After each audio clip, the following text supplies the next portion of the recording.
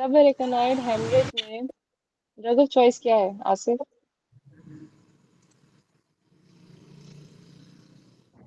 आसिफ रियाज।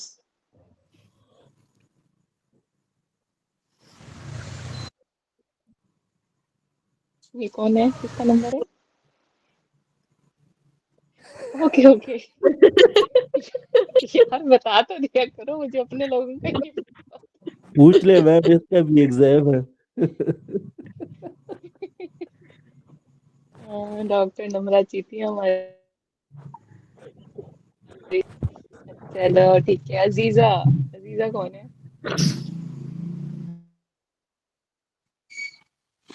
अजीजा, अजीजा कौन है? हेलो। कल की धमकी याद है ना, जिसने माइक सुनाया नहीं, उसको मैंने निकाल देना है। और मुझे बिल्कुल बुरा नहीं लगेगा निकालते हुए।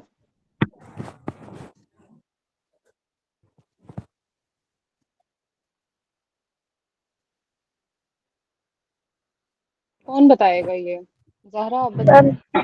निबोटिन है मैम। मैम निबोटिन। हम्म, ठीक है। उसामा आप बताएं, drug caused OCP OCP failure, वो कौन सा? मैम एम्पिसिन। रैफेम्पिसिन। ठीक है, फिर बताएं मुझे आप कि थ्रोम्बोलाइटिक एजेंट कौन है, कौन सा है? प्लाज्मिनोजन। नोजन है मैम। और रेडमैन सिंड्रोम में कौन सा देते हैं? रेडमैन सिंड्रोम में वैनकोमाइसिन करवाता है। वेंकोमाइसिन। ठीक हो गया। और शॉर्टेस्ट हाफ लाइफ किस हार्मोन की है? जीएनआरएच। जीएनएच ये आर एच। ये हमारा ठीक है ठीक है। हौसला हौसला, एक दफा मुझे सबसे पूछ लेना तो फिर सारे एक साथ जवाब देना, ठीक है? उसके बाद है हमारे पास पेशेंट, ये मुझे बताएंगी Samia. Patient in day care, he is anxious, drug of choice क्या है? मैम अगर एंशियस है तो मुझे वैसे ये एमसीक्यू समझ नहीं आया था, प्रोपेनोलॉल लिखा हुआ है उन्होंने, तो हम आई ना थिंक जब भी वो कोई हार्ट रेट पेशेंट उसका आता है ज्यादा ना। होगा। हाँ अच्छा सही। ठीक है। तो हाँ ठीक है। एंजाइटी। जी। तब हम ना मैम बीटा ब्लॉकर्स में ही दे रहे होते हैं, ठीक है? ठीक है। प्रोपेनोलॉल देते हैं एंशियस ठीक स्टेट के ठीक। अंदर, वो मोस्ट कॉमनली वो भी कौन सा, हम प्रोपेनोलॉल देते हैं। प्रोपेनोलॉल ठीक ठीक। मैम, हम्म वो जो आपने मुझसे पहला क्वेश्चन किया था डाइजॉक्सिन का, हम्म। डाइजॉक्सिन टॉक्सिसिटी में क्या मैम, हाइपरकेलीमिया होता है या हाइपोकेलीमिया होता है? Hypokalemia greater than hypomagnesemia greater than hypercalcemia. Ma'am double A में जो है वो हाइपरकेलीमिया लिखे। नहीं नहीं, digoxin toxicity diet itself cause itself. Hyper. हाँ, डाइजॉक्सिन खुद क्या करवाता है? हाइपरकैलीमिया। टॉक्सिसिटी क्या होगी उसकी अगर ज्यादती हो जाए? तो हाइपोकैलीमिया। तो मैंने भी यही कहा था ना मैम कि ये खुद हाइपरकेलीमिया कराता है और इसकी मैंने टॉक्सिसिटी तो टॉक्सिसिटी को मैंने तो टॉक्सिसिटी हाइपोकेलीमिया पूछी बढ़ा। ना, आपने सारा उल्टा सीक्वेंस बता दिया था उसका। सवाल तो मैम ये करना डाइजॉक्सिन टॉक्सिसिटी का उतावले हो मतलब जाते क्या हैं। है? डाइजॉक्सिन अगर खुद, डाइजॉक्सिन का काम क्या है? हाइपरकेलीमिया करवा देता है, ठीक है? लेकिन अगर उसकी डोज ओवरडोज हो जाए, टॉक्सिसिटी हो जाए, तब क्या होगा? डाइजॉक्सिन तो हम आम रूटीन में भी दे रहे होते हैं ना, मेडिसिन। अगर उसकी टॉक्सिसिटी हो जाए तब क्या होगा? ये होता है टॉक्सिसिटी। यूज और मिस यूज का ना फर्क समझा करो। मैम ये जो डबल ए में है ना वो इस तरह लिखा है कि digoxin toxicity itself cause hyperkalaemia, और इसकी हम्म जो टॉक्सिसिटी कॉज करती है ना वो हाइपोकेलेमिया है, जो कि जो थायजाइड डाययूरेटिक हम देते हैं ना वो क्या हम्म कराता है, वो हम्म हाइपोकेलेमिया कराता है ना, हम्म। और उसकी वजह से डाइजॉक्सिन की टॉक्सिसिटी होती है। ये जो हाँ सीक्वेंस जी। हाइपोकेलेमिया वाला था वो थायजाइड डाययूरेटिक के लिए था। डाइजॉक्सिन टॉक्सिसिटी के लिए बेसिकली है वो। मैग्नीसीमिया के साथ आ रहा होता है वो ग्लक वाला आता है, थायजाइड डायूरेटिक्स के साथ। केजी ग्लक, केजी लक क्या मुंह से कह रहे होते हैं। मैम फिर वो भी गलत है क्योंकि, अच्छा हाँ वो ठीक है क्योंकि थायराइड तो हाइपोकैलीमिया कराता है ना। हम्म। बस मैम ये कंफ्यूजन है डाइजॉक्सिन और इसलिए थायराइड का अलग अलग मैम। आता है एमसी। ओके, अब अगर कौन सुनाएगा? निदा, निदा माइक खोल सकती हैं? जी मैम। अच्छा, ये मुझे बताएं कि drug inhibit transcription. Ma'am rifampicin कराता है। ठीक है। और ये बताएं मुझे कि anti depression causing increase in calcium, मतलब हाइपर कैल्सीमिया कौन करवाता है? कौन सा एंटी डिप्रेशन? फ्लोक्सीटीन कराता था मैम। ठीक है। Zakir, Zakir ji ma'am. Rheumatic valvular heart disease with sub endocarditis के लिए हम क्या देते हैं? खुदाया खैर, एक सेफलोस्पोरिन और पेनिसिलिन में से एक था, पता नहीं अब क्या है, वो याद नहीं आ रहा। पेनिसिलिन जी था मेरे ख्याल में। ये तो शुक्र है मैंने 4 पेज दिए थे। IV पेनिसिलिन और जेंटामाइसिन देते हैं। जाकिर नहीं पढ़ के आए ना, आप सही से बताइएगा। मैं कल देखा था लेकिन सिर्फ 2 पेजेस देखे थे और बीच बीच में ये दूसरे पेज में ही था। पता नहीं, याद नहीं आ रहा एग्जैक्टली। हम्म। जाना, आपने क्या कैसे पढ़ा है? मुझे ये बताएं, सबको बताएं आपने कैसे पढ़ा है, कैसे याद हुई है ये 4 पेज आपको?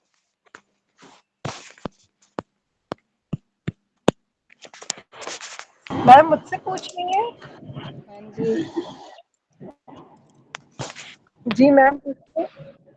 मैंने कहा आपको ये पेजेस कैसे, आपने एमसीक्यूज पढ़े थे, याद कैसे हुए हैं आपको?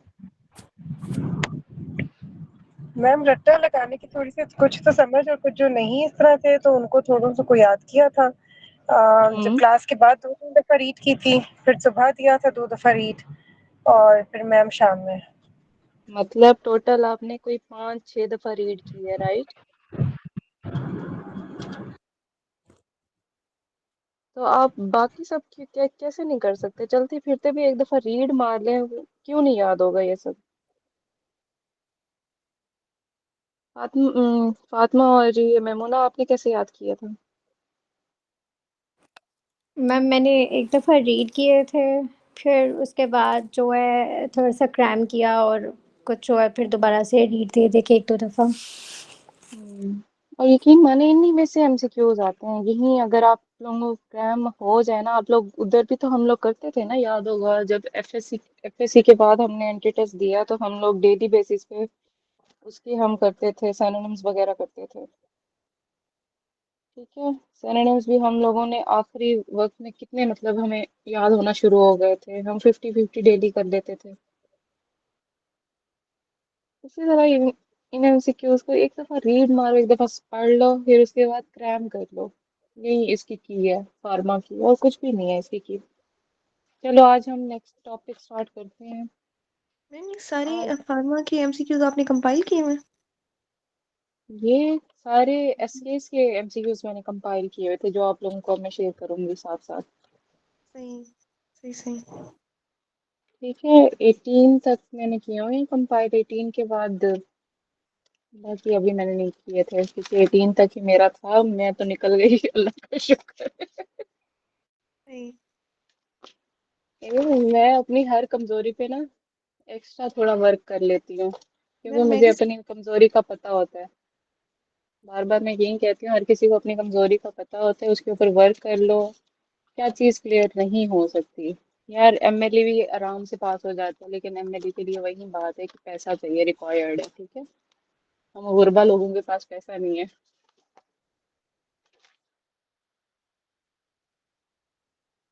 वरना ये जो एमएलए करके बैठे होते हैं ना, तो उनका भी यही है, वो सारा दिन बैठ के पढ़ते हैं, हमारा भी वही काम है। पढ़ना इज नॉट ओखा काम। ठीक है। आप किसी से अपने आप को कम ना समझो, आपकी भी उतनी मेहनत होती है। बस मेहनत करना सीख आना चाहिए, सीखो कि किस तरह से मेहनत करनी होती है, किस पेपर को किस तरह से लेना होता है, उसकी थोड़ी सी साइकी समझा करो। Everything is so pretty easy. चलो, आज हमारा क्या है? बायोकेमिस्ट्री है। Yes ma'am. अच्छा, बायोकेमिस्ट्री। अच्छा, यहाँ पे ना हमारे पास कुछ ना वाइटामिन और ये सारी चीजें, जिनकी ना कुछ चीजें हम ना कंपाइल फॉर्म में हर एक चीज अपनी ना, आप लोग बेसिकली ना रफी खोल लो, सारी चीजें आप लोगों ने वहीं पे कंपाइल करनी है, इधर उधर कोई भी पेज नहीं खोलेगा। ठीक है काशिफ, आपने भी शेयर करना है, ग्रुप में शेयर करना है, नॉट मुझे, ठीक है, ये आपने लिखा है। मैम मैंने ग्रुप में भी शेयर किया था, आपको ठीक है, भी किया। हाँ ठीक है, लेकिन आपने आज भी शेयर करना है, क्योंकि मुझे आप पे भरोसा उठ चुका है कि आप लिखते नहीं हैं। मैम फिर मेरी वो कंसंट्रेशन नहीं होती लेक्चर पे। नहीं नहीं, जब कंसंट्रेशन भी होगी आपकी, एक ये याद भी होता रहेगा, कंसंट्रेशन भी होगी। मैंने आपको जो पॉइंट्स बताने हैं सिर्फ आपने वही नोट डाउन करने हैं, बाकी सारे पॉइंट्स ऑलरेडी आपके बुक में हैं पड़े। ठीक है, ओके मैम। अच्छा पहले हम स्टार्ट करते हैं वाइटमिन से। वाइटमिन, ठीक है, वाइटमिन आप लोगों को ना अच्छे से कंपाइल्ड फॉर्म में आने चाहिए। वाइटमिन के भी एमसीक्यूज लाजमी पूछे जाते हैं बायोकेमिस्ट्री से। अगर बायोकेमिस्ट्री में से या तो ये पूछा जाता है, वाइटमिन के बारे में पूछा जाता है, या तो मतलब इनके ना मतलब इंटरमीडिएट्स के बारे में पूछा जाता है कि ये जो मैपल सिरप डिजीज है, या मतलब ये जो बाकी डिजीजेस है ना, उनके एंजाइम्स का पूछ लेते हैं। जिन जो जो एंजाइम्स थे मैंने ऑलरेडी आप लोगों को कंपाइल फॉर्म में लिखवा दिए थे, जो भी जितने एसकेज में आए हुए थे। ठीक है, बाकी तो बहुत ज्यादा डिजीजेज है, वो इतनी डिजीजेज आपने करनी नहीं है ना, याद रहेंगी आपको। जितनी कंपाइल फॉर्म में मैंने आपको बताई थी, उनके डेफिशिएंसीज और जो जो होती हैं, ठीक है, डिहाइड्रोजिनेज वगैरह मैपल सिरप डिजीज के साथ, ये वो वही चीजें आप लोगों ने क्लैम करनी है। अब हमारे पास क्या है, विटामिन ए। अब विटामिन ए हम शुरू से पढ़ते आ रहे हैं, इसका ना आई विजन के साथ लिंक है। मतलब ये अगर डेफिशिएंट हो तो हमारे पास क्या, नाइट ब्लाइंडनेस कॉज करवाता है। ठीक है, साथ में क्या होता है, कॉर्नियल डीजेनरेशन, और हमें क्या दिखाई देते हैं आंखों के अंदर, बिटर स्पॉट्स। ठीक है, इसका यहाँ पे लिखा हुआ है कि ये प्रिवेंट करता है फेमस मेटाप्लेजिया। अच्छा, विटामिन ए हम शुरू से पढ़ रहे हैं, ठीक है, कि इसके अंदर हमारे पास क्या है, कि ब्लाइंडनेस मतलब क्या होता है, निक्टेलोपिया होता है। ठीक है, उसको हम बेसिकली वो कह रहे थे, दूसरा वर्ड भी अगर आ जाए कि पेशेंट को निक्टेलोपिया हुआ है, निक्टेलोपिया, ठीक है, तो मतलब यही नाइट ब्लाइंडनेस ही हुई है, इसका दूसरा वर्ड आपको समझ आना चाहिए, तो ये साथ आप लोगों को पता हो।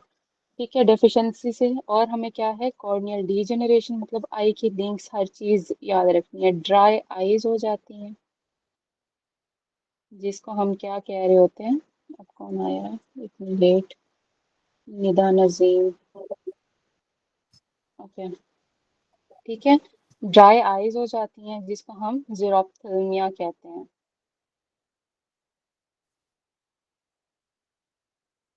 ठीक है, scaly skin, dry scaly skin, ठीक है, जीरोसिस जिसको कहते हैं, क्यूटिस, ठीक है, स्किन के साथ क्यूटिस आ जाएगा। अब यहाँ पे हमारे पास कंजेक्टाइवा भी हमारे पास कैसा दिखाई देता है, फोमी अपीयरेंस ऑन कंजेक्टाइवा आता है। ठीक है, क्या होता है ये हमारे पास कॉर्नियल डीजनरेशन के साथ क्या है, फोमी अपीयरेंस ऑन कंजेक्टाइवा। कंजेक्टाइवा पीछे वाला जो वाइट पोर्शन है आई का, कंजेक्टाइवा, ठीक है, फोमी अपीयरेंस नजर आती है। कॉर्नियल में क्या, डीजनरेशन स्टार्ट हो जाती है। ठीक है, फिर हमारे पास क्या है, इसकी ना कुछ अगर एक्सेस हो जाए, विटामिन ए की अगर एक्सेस हो जाए, तो कौन आया है, इस तो ये मैंने, मरियम एहसन। अच्छा, ये जो अभी बच्चे एंटर हो रहे हैं ना, इनका भी मैंने टेस्ट लाजमी लेना है। ये लोग बचेंगे नहीं। आप लोगों में से कोई ऐसे बगैर बताए ना कोई लीव किया ना, उनकी भी खैर नहीं है। मैम जो आपने अच्छा, नोट किया है कि इट प्रिवेंट्स स्क्वेमस मेटाप्लेजिया, ये विटामिन ए डिफिशियंसी की वजह से होता है। प्रिवेंट करवा रहा है, हाँ, विटामिन ए की डेफिशिएंसी। फिर आता है हमारे पास ये, अगर हम ना इसकी टॉक्सिसिटी के बारे में जिक्र कर रहे थे, इनकी दो होती हैं, एक्यूट फॉर्म की होती हैं, एक क्रॉनिक में होती है। एक्यूट में क्या होता है कि एक्यूट टॉक्सिसिटी हो रही है, ठीक है, एक्सेस हो रहा है विटामिन। तो हमारे पास क्या है, नोजिया के साथ प्रेजेंट करता है, वॉमिटिंग, इंट्राक्रेनियल प्रेशर इंक्रीज हो जाता है, ठीक है, मतलब उसके अंदर क्या इंट्राक्रेशन, वर्टाइगो होगा, ब्लड विजन होगी, ठीक है। क्रॉनिक टॉक्सिसिटी में क्या होता है इसके, एलोपेशिया, ड्राई स्किन, टेरिनेस वहीं, ठीक है, और आर्थ्रेल्जिया वगैरह इन्वॉल्व हो जाते हैं, जॉइंट्स की इन्वॉल्वमेंट, ठीक है, ये सारा हो जाता है। अब यहाँ पे हमारे पास क्या है, ये क्या इसके अंदर क्या होता है, ये ना टेरेटोजेनिक होता है विटामिन ए, टेरेटोजेनिक इफेक्ट होता है इसका। क्यों? क्योंकि ये ना कंजेनिटली क्या करवा देता है, मतलब ये क्लेफ्ट पैलेट, यार ये तो मुझे भारी पड़ गया है, एंट्री देना, एक मिनट अभी जान। अच्छा, क्लेफ्ट पैलेट करवा देता है, ठीक है, साथ में कार्डियक एब्नॉर्मेलिटीज करवा देता है। विटामिन ए को ना हम ना नहीं देते ड्यूरिंग प्रेगनेंसी, ठीक है, vitamin A is not for pregnant ladies, ठीक है, टेरेटोजेनिक है। आइसोट्रेटियोन भी हमारे पास टेरेटोजेनिक है, जिसके अंदर हम एक्ने ट्रीटमेंट के लिए दे रहे होते हैं, तो हम एक्ने ट्रीटमेंट भी नहीं करते इन प्रेग्नेंट वोमेन्स, ठीक है। तो ये सारा सीन था इसके अंदर। अब यहाँ पे मैम हमारे ये पास जो क्या है, कार्डियक एब्नॉर्मेलिटी कोई स्पेसिफिक है इसमें। कार्डियक स्पेसिफिक नहीं, मतलब इसके अंदर कोई भी होल्स वगैरह और कोई भी वेल्व्स की एबनॉर्मेलिटीज आ जाती हैं, कोई भी एबनॉर्मेलिटी कॉज हो सकती है, क्योंकि वो कंजेनिटली आ जाती है, ठीक है, उनके वेल्व्स प्रॉपरली डिवेलप नहीं होते और पंप प्रॉपर नहीं होता, ठीक है, कार्डियक एबनॉर्मेलिटीज इस तरह की आती हैं। फिर आते हैं मैम हमारे पास, ये जी जी, प्रिवेंट स्क्वेमस मेटाप्लीजिया, अगर डिफिशिएंसी आ जाए तो ये स्क्वेमस मेटाप्लीजिया नहीं होगा, हम्म, इस तरह है ना नहीं, मैम।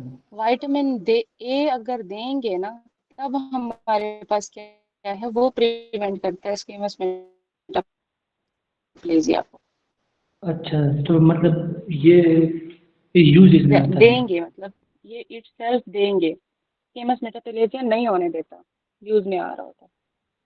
अच्छा फिर ठीक हमारे है। पास क्या है, अगर इसका एमसीक्यूज आता है, अब विटामिन ए, ठीक है, एक आता है हमारे पास विटामिन ए की डेफिशिएंसी। तीन तीन इसके मेन एमसीक्यूज आते हैं विटामिन ए के, ये आप लोगों ने नोट डाउन करना है। एक विटामिन ए डेफिशिएंसी, यार एक मिनट, फिर से कोई आया, हारिस साबिर,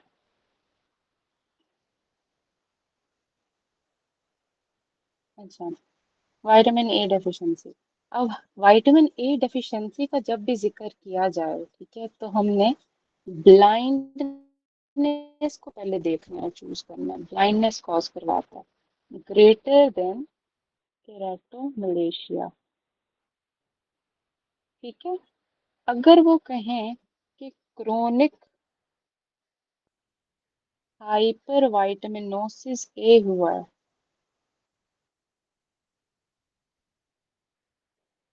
तब क्या होता है हमारे पास, हिपैटोस्प्लीनोमेगैली, ठीक है। अगर वो सिर्फ कहें कि हाइपर वाइटामिनोसिस ए है,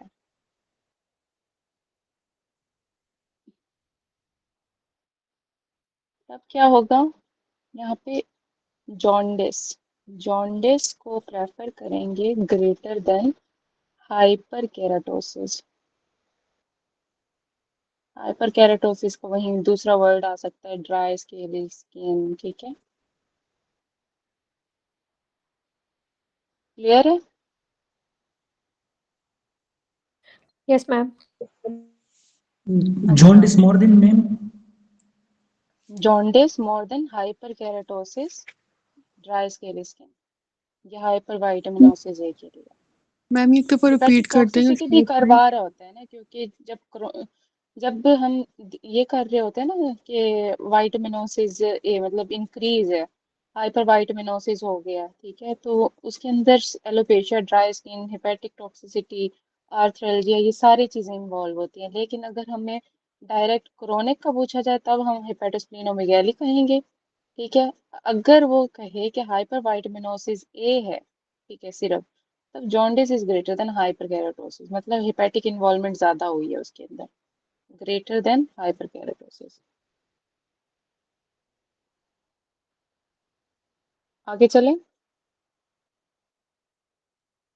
जी मैम। Yes ma'am. अच्छा, अब हमारे पास ना, हमें ना एमसीक्यूज में भूल जाता है कि ये कौन सा विटामिन है। अब विटामिन ए का तो हमें पता चल गया, विटामिन ए का तो सीधी सीधी बात ये ब्लाइंडनेस और इन सब चीजों के साथ इसका लिंक शिंक है। ठीक है, अगर बात की जाए vitamin B1, B2, B3, B1, B2, B3, अब एमसीक्यू मोस्टली जो बनते हैं ना, इन तीनों में से बनते हैं। ठीक है, अगर विटामिन बी के कोई आए भी सही, तो इन तीनों का इन लोगों के साथ ना बड़ा गहरा ताल्लुक है, लिंक है सीपीएसपी वालों के साथ। याद कैसे रखना है? ट्रेन के निमोनिक से, TRN। ठीक है, तो मतलब क्या है, हमारे पास thiamine, riboflavin and niacin, train के निमोनिक से 1 2 3 याद रखना। ठीक है, अब क्या है ये? Thiamine, riboflavin and niacin. ठीक है, अगर वहां पे अब हम विटामिन B1 को देखें, अब B1 क्या है हमारे पास, इसका एमसीक्यूज हमारा आया था कि बंदे को क्या है, कंफ्यूजन है, ऑप्थेल्मोप्लेजिया और टेक्सिया हुआ है, तो ये क्या है? वर्निक कॉर्सैकॉफ सिंड्रोम है, और ये कौन कॉज करवा रहा है? विटामिन B1 की डेफिशिएंसी कॉज करवा रही है, वर्निक कॉर्सैकॉफ सिंड्रोम। ठीक है, और ये मोस्टली होता किसकी वजह से? अल्कोहलिक्स के अंदर होता है, अल्कोहलिक्स जो बहुत ज्यादा अल्कोहल यूज कर रहे होते हैं। ठीक है, ये कॉज क्या करवाता है? It's confusion, ophthalmoplegia, ataxia.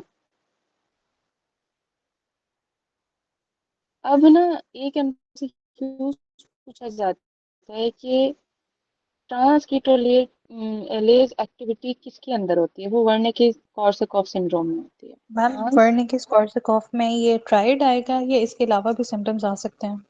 Triad और भी आते हैं, लेकिन मेन ट्रायड ये है। मेन ट्राइड यही एटेक्सिया है। होगा, आई फिर आंखें फिर जाएंगी, ठीक है, ऑप्थेल्मोप्लेजिया होगा, कंफ्यूजन होगा। और मोस्टली कॉजेटिव एजेंट क्या होता है? अल्कोहलिक्स के अंदर ज्यादा होता है, अल्कोहल अब्यूजर्स के अंदर ज्यादा ये पाया जाता है। ठीक है, अल्कोहलिक्स के अंदर। और यहाँ पे हमारे पास क्या है? ट्रांसकीटोलेज एक्टिविटी, और यहाँ पे लो आरबीसी होते हैं, लो आरबीसी ट्रांसकीटोलेज एक्टिविटी होती है। ठीक है, फिर ये हो गया हमारे पास फर्स्ट, ये था अमीन के साथ। ट्रेन के अंदर हमने याद रखना है कि अल्कोहलिक कोई बेवड़ा बैठा है, ठीक है, और उसके साथ हमारे पास ना ड्राई और वेट का याद रखना है कि पहले ड्राई वेदर आया, फिर बारिश होने लग गई। ठीक है, मौसम प्यारा प्यारा हो गया। ठीक है, तो ट्रेन के अंदर टी का क्या है? ट्रेन के अंदर अल्कोहलिक्स है, पहले ड्राई वेदर से हम निकले, फिर आगे बारिश होने लगी, बरसात, तो ड्राई में हमारे पास ड्राई वेरी वेरी आ जाता है, वेरी वेरी, फिर वेट वेरी वेरी। ठीक है, वेरी वेरी। अब ड्राई बेरी बेरी और वेट बेरी बेरी के एमसीक्यूज फिर हमने निकालने होते हैं। वेट बेरी बेरी याद रखना है कि दिल के साथ है, तो दिल के अंदर क्या? खून होता है। ठीक है, ये हार्ट के साथ इन्वॉल्वमेंट है वेट बेरी बेरी की। ठीक है। और ड्राई बेरी की हमारे पास क्या है, पेरिफेरल न्यूरोपैथी, मतलब कोई ब्रेन की इन्वॉल्वमेंट है, न्यूरोपैथी इन्वॉल्वमेंट है, कोई न्यूरॉन्स की इन्वॉल्वमेंट है, नर्व्स की इन्वॉल्वमेंट है, ब्रेन, ठीक है। और ये वेट के साथ क्या है, ड्राई हो जाता है ना दिमाग यूज कर करके, ठीक है, तो वो ड्राई के साथ है, वेट के साथ क्या है, हार्ट की एसोसिएशन है। अब ड्राई के अंदर हमारे पास क्या है, पेरिफेरल न्यूरोपैथी आ जाता है। चलो देख लेते हैं। ड्राई बेरी, ये थोड़े छोटे छोटे ना निमोनिक्स याद रखिए करो कि, क्योंकि ना आखिर में याद नहीं आ रहा होता कि ड्राई बेरी किसके अंदर था, राइबोफ्लेविन की डेफिशिएंसी में था या नियासिन के साथ था।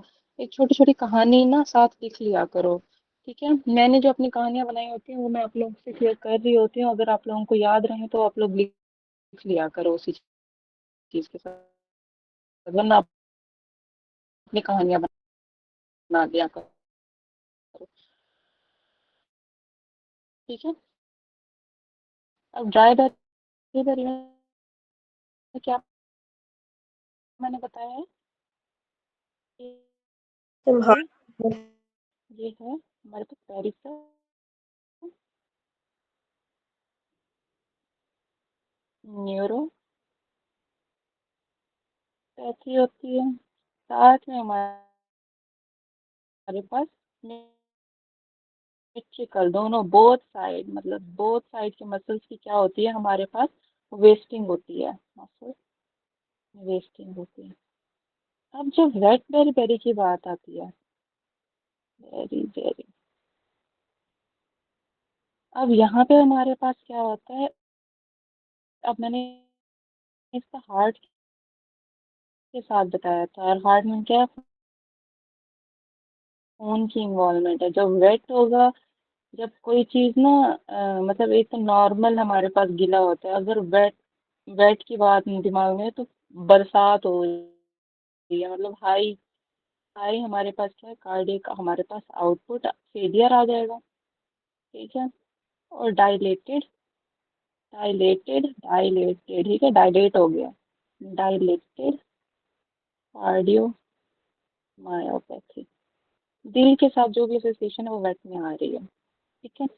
अब यहाँ पे हमारे पास कुछ एमसीक्यूज इस तरह से भी आते हैं कि पार बॉइलिंग ऑफ पैड्स प्रिजर्व्स किसके साथ है, ठीक है। क्या आता है हमारे पास, वो हमारे पास आता है parboiling of paddy preserves, वो भी हमारे साथ इसके साथ आ रहा होता है थायमिन के साथ, ठीक है, parboiling of paddy preserve. फिर हमारे पास आता है विटामिन बी टू का क्या है, ट्रेन के निमोनिक्स से हमें क्या याद किया, आर वाला आना है, ठीक है, राइबो फ्लेविन, ठीक डॉक्टर है, आयशा, राइबोफ्लेविन के 3 C's याद रखने होते हैं। क्या हुआ, डॉक्टर आयशा, ये इस पे ना क्या हुआ है? डायलेटेड कार्डियो, इसमें ना इसका है थायमीन का कि डायलेटेड कार्डियोमायोपैथी हो रही है, और उसने उसमें साथ लिखा हुआ है कि हाई कार्डियक हम्म, आउटपुट फेलियर। तो हाई कार्डियक आउटपुट फेलियर में तो ये होता है कि हमारे पास हार्ट का ऐसा इशू नहीं होता, बॉडी में कहीं भी जी जी स्पोज पूछें। मैम आवाज आ रही है?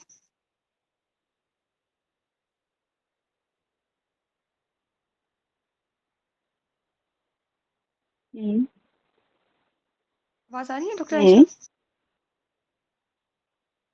अच्छा, उसमें है कि हम्म अ, आ तो रही है। जी जी, उसमें ना बॉडी की इतनी रिक्वायरमेंट्स बढ़ जाती हैं कि हार्ट उसको ना कंपेंसेट नहीं कर पाता, मतलब इवन के कार्डियक आउटपुट ज़्यादा भी है तो वो बॉडी नीड्स जो है वो इतनी नहीं, मतलब पूरी नहीं कर पा रहा। आ रही है, आपको आ रही है।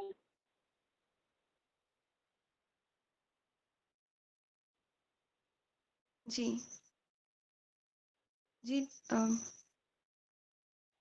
हाई कार्डियक आउटपुट का मतलब ये है कि कार्डियक आउटपुट तो ज्यादा है मगर कार्डियोमायोपैथी हुए ना मेरी डायलेटेड, आवाज आ रही है तो आपको, वो मुझे आ कंट्रैक्शन रही है। सही नहीं कर रहा, जो ब्लड है। मैम आपकी आवाज लेट पहुंच रही है, आपको हमारी आवाज लेट आ रही है।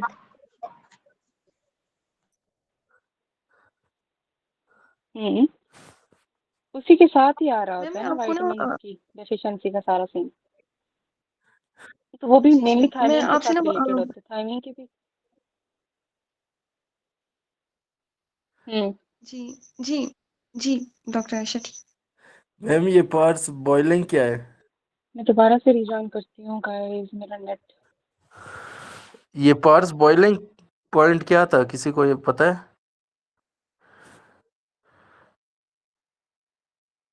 एनीवन?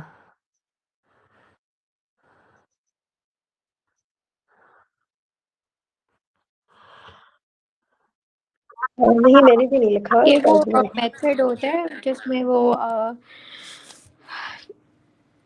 आवाज आ रही है? जी जी आ रही। इसमें वो मेनली यही होता है कि बॉइलिंग प्रोसेस है जो प्री कुक फूड्स में यूज होता है, जैसे राइस वगैरह में।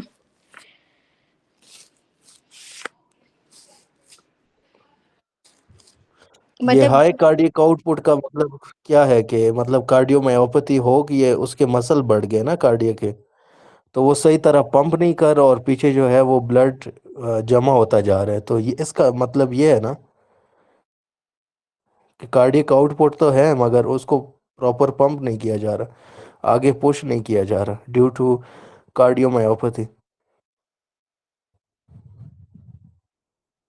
नहीं नहीं, इसका ये कंसेप्ट नहीं है। इसका यही है कि मतलब हार्ट बिल्कुल ठीक है हमारे पास, वही मैं कंफ्यूज हो रही थी, मैं मैम से डिस्कस करके शायद ग्रुप में फिर सेंड कर।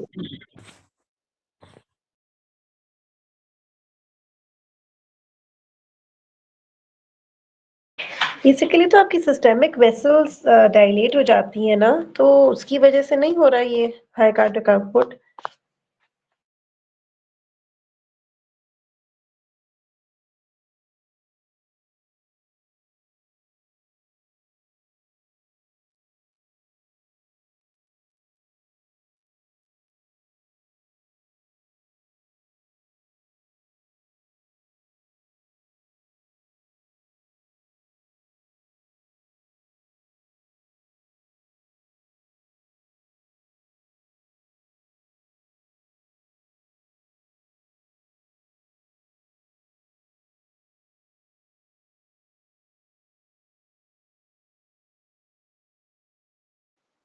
हेलो, आवाज आ रही है मेरी? जी मैम। जी यार मेरा मोबाइल हीटअप हो जाता है बार बार, सॉरी।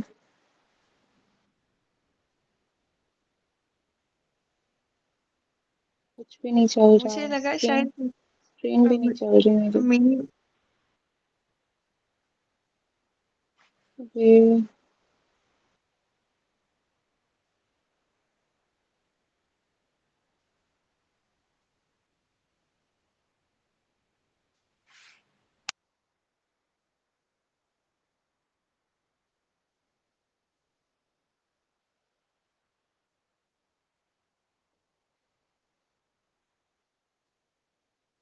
हाँ जी,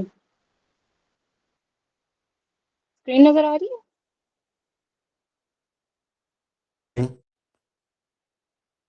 हेलो गाइस, स्क्रीन नजर आ रही है? No ma'am. No ma'am.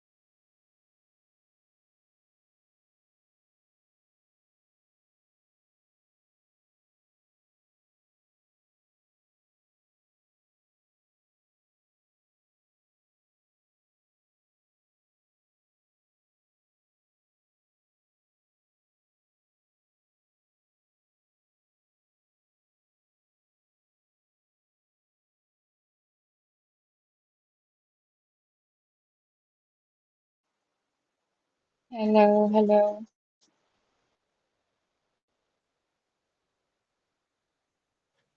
जी मैम। आवाज आ रही है? जी मैम, आवाज आ अच्छा रही है। ठीक है। क्लियर आ रही है? जी आवाज़ क्लियर है मैम। हाँ जी, अब बताएं क्या डिस्कस कर रहे थे? मैम वो थोड़ी सी कंफ्यूजन ये थी कि ना हाई कार्डियक आउटपुट फेल्योर में ये होता है कि हार्ट का ऐसा कोई प्रॉब्लम नहीं होता, हमारी बॉडी की रिक्वायरमेंट्स इतनी बढ़ जाती हैं कि हार्ट जो है वो उसको कंपेंसेट नहीं कर पाता। मतलब कार्डियक आउटपुट तो ज़्यादा होती है, जैसे थायरोटॉक्सिकोसिस है या anaemia, in such cases are pregnancy. और लो कार्डियक आउटपुट फेल्योर में ये है कि कार्डियक आउटपुट इतनी हमारे पास नहीं होती और मेजर पैथोलॉजी जो है वो हार्ट में हाई होती है। कार्डियक आउटपुट का मतलब ये है कि वहां पे ना ब्लड ज्यादा पंप करना शुरू हो जाता है। मतलब हाई जी कार्डियक का मतलब ये है, ठीक है। हार्ट जी ट्राई कर रहा होता है कंपनसेट करके जी कि पंपिंग उसकी ना कैपेसिटी ज्यादा होती है। हाई जी कार्डियक आउटपुट का मतलब क्या है? हार्ट के अंदर जरूरत से ज्यादा खून आ गया पंप करने की जी वजह से ना, अब उसको पंप भी ज्यादा करना पड़ेगा, मतलब उसका रेट भी ज्यादा हो जाएगा, जिसकी वजह से हाई कार्डियक आउटपुट फेलियर में चला जाता है हार्ट। ये होता है वेट बेरी बेरी की केस के अंदर। जब wet beriberi severe form में चला जाता है उसको शोषण बेरी बेरी भी कह रहे होते हैं, अच्छा ठीक है। इसी की वजह से शोषण कहते हैं, क्योंकि वो हाई रिस्क बढ़ जाता है हार्ट का। अच्छा एक मिनट। ठीक है ठीक है। जी। और ये जो पार्ट्स बॉइलिंग ऑफ पैड्स का आप लोगों को नहीं पता ये क्या होता है? किसी को पता है या नहीं पता? बता दूं मैं? आइडिया है थोड़ा सा। क्या आइडिया है आप लोगों को? मैम ये राइस कुक करने से पहले अगर उनको फ्राई कर लें या रीहीट कर लें, मतलब कुछ इस तरह करके अगर करें इसके तो अंदर उसको ये क्या होता है कि ना हमने ना विटामिन B12 को ना प्रिजर्व करना होता है, B1 को, ठीक है। वो प्रिजर्व कैसे होता है? अगर हम ना किसी भी फूड को हम ज्यादा कुक करते हैं तो उसके सारे न्यूट्रिएंट्स निकल जाते हैं ना। ये तो पता है ना आप लोगों को, एक सिंपल सी पैथोलॉजी अबाउट द फूड्स, ठीक है। अब हम सब्जियां भी जब कहते हैं, वो कहते हैं उनको कच्ची सब्जियां थोड़ी थोड़ी रहने दिया करो कच्ची, ठीक है, ताकि उनके ना जो न्यूट्रिएंट्स एटलीस्ट वो हम तक पहुंच सके, ठीक है। उनका मतलब ये होता है, मकसद ये होता है। अगर हम ज्यादा हीट पे चले जाते हैं वो हर चीज किल हो जाती है, वो हर चीज न्यूट्रिएंट जो होते हैं वो चले जाते हैं। Parboiling of fats preserve का मतलब ये है कि हमने विटामिन B1 को कैसे प्रिजर्व करना है। उसके अंदर ये होता है कि हम ना जो थोड़े से राइस लेते हैं, ठीक है, राइस को हम ना पहले सोक कर देते हैं पानी के अंदर, ठीक है, थोड़ी देर के लिए। उसको फिर हमने क्या करना है,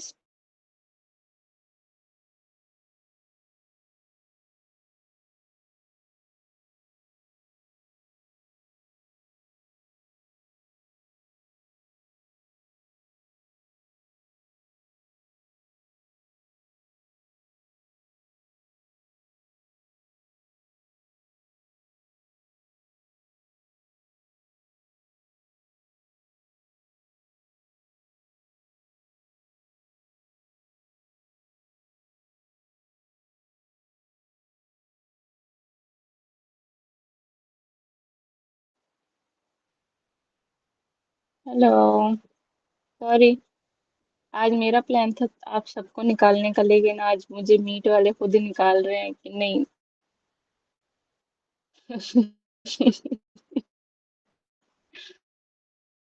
मेरा प्लान मुझ पे भारी पड़ रहा है। अच्छा, अब यहाँ पे हमारे पास क्या होता है, pad part boiling of paddy preserve में आप लोगों को बता रही थी। कहाँ तक सुना था? कहाँ तक आवाज आई थी मेरी? तो उसको प्रिजर्व करने के लिए ना हमने बॉईल की, मतलब हमने बॉईल कहती हूँ, पहले हमने उसको सोक किया पानी के अंदर, ठीक है। उसको फिर हमने क्या कर दिया, स्टीम कर दिया। स्टीम करके जब ड्राई करते हैं ना तो कुछ न्यूट्रिएंट्स उसके अंदर रह जाते हैं, मतलब हमारे पास प्रिजर्व है इस वक्त हमारे पास विटामिन B1 का उसके अंदर, ठीक है, जो हमने सोक राइस और हमने उसको स्टीम किया है ताकि हमारे पास रिजर्व रह जाए, उसके अंदर प्रिजर्व रहे विटामिन B1। ये बात क्लियर हुई है? Yes ma'am. ठीक है। अच्छा, अब हम चलते हैं विटामिन बी, क्या होता है B2, जिसको हम क्या कहते हैं, राइबोफ्लेविन। अब इसके अंदर मैंने आप लोगों को बताया है कि तीन जो इसके वो 2 C's होते हैं, सॉरी वो 3 C's में होते हैं। 2 C's चिलोसिस में आ जाता है हमारे पास, चिलियोसिस एंड कॉर्नियल वेस्कुलराइजेशन, अगर कॉर्नियल डीजनरेशन की बात हो वो क्या होता है हमारे पास, विटामिन ए के अंदर होता है डीजनरेशन। अगर वेस्कुलराइजेशन की बात आए तो हमारे पास तब आएगा B2 जो कि राइबोफ्लेविन है। इस चीज को कंफ्यूज नहीं करना, वेस्कुलराइजेशन। इसके साथ एक और चीज भी एसोसिएटेड आ जाती है जो कि हमारे पास सिबोरिक डर्माटाइटिस। अब यहाँ पे हमारे पास क्या है कि मेटाबॉलिज्म, प्रोटीन की ना मेटाबॉलिज्म के लिए कौन सा विटामिन हमारे पास चाहिए होता है, नेसेसरी होता है, वो भी B2 होता है। फॉर प्रोटीन मेटाबॉलिज्म, ठीक है, B2 इज नेसेसरी। फिर अगर वो कहें कि मैग्नेटा टंग किसके अंदर आती है, मैग्नेटा टंग, पर्पल कलर वाली, ठीक है, मेजेंटा, जिसको मेजेंटा भी कह रहे होते हैं, मैग्नीटा भी कह रहे होते हैं, ठीक है।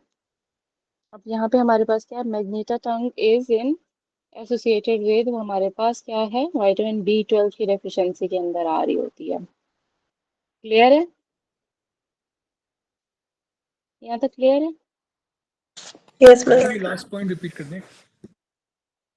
अच्छा, यहाँ पे हमारे पास क्या है, मैग्नीटा टंग, इसको मेजेंटा टंग भी याद रखते हैं, ये रखने के लिए कह देते हैं मेजेंटा टंग किसके अंदर होती है, वो हमारे पास विटामिन B12 B2 की डेफिशिएंसी के साथ मैग्नीटा टंग आ रही होती है, जिसको हम लेमैन में कह रहे होते हैं मेजेंटा मेजेंटा टंग, मेजेंटा टंग, ठीक है।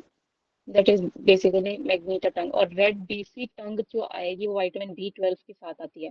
तो टंग भी डिफ्रेंशिएट करके देखनी है, ठीक है। अगर मैग्नीटा टंग आ रही है तो B2 है, अगर हमारे पास रेड बीफी टंग आ रही है विटामिन B12 के साथ आएगी। आगे हम पढ़ेंगे, ठीक है।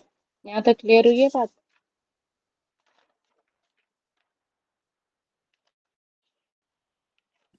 जी। अच्छा, एक और MCQs भी इसका आता है B2 का, वो भी लिख लें कि रेडॉक्स रिएक्शन का कोफैक्टर कौन है, वो भी B2 होता है, राइबोफ्लेविन, ठीक है। रिएक्शन हमारे पास को फैक्टर, वो B2 होता है, रिडॉक्स रिएक्शन को फैक्टर।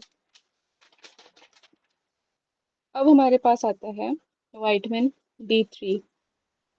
अब ट्रेन के अंदर 3 जो बच गया था, N, नियासिन, ठीक है। अब यहाँ पे क्या है हमारे पास, एक आता है हमारे पास हर्टनप डिजीज के साथ इसकी एसोसिएशन है।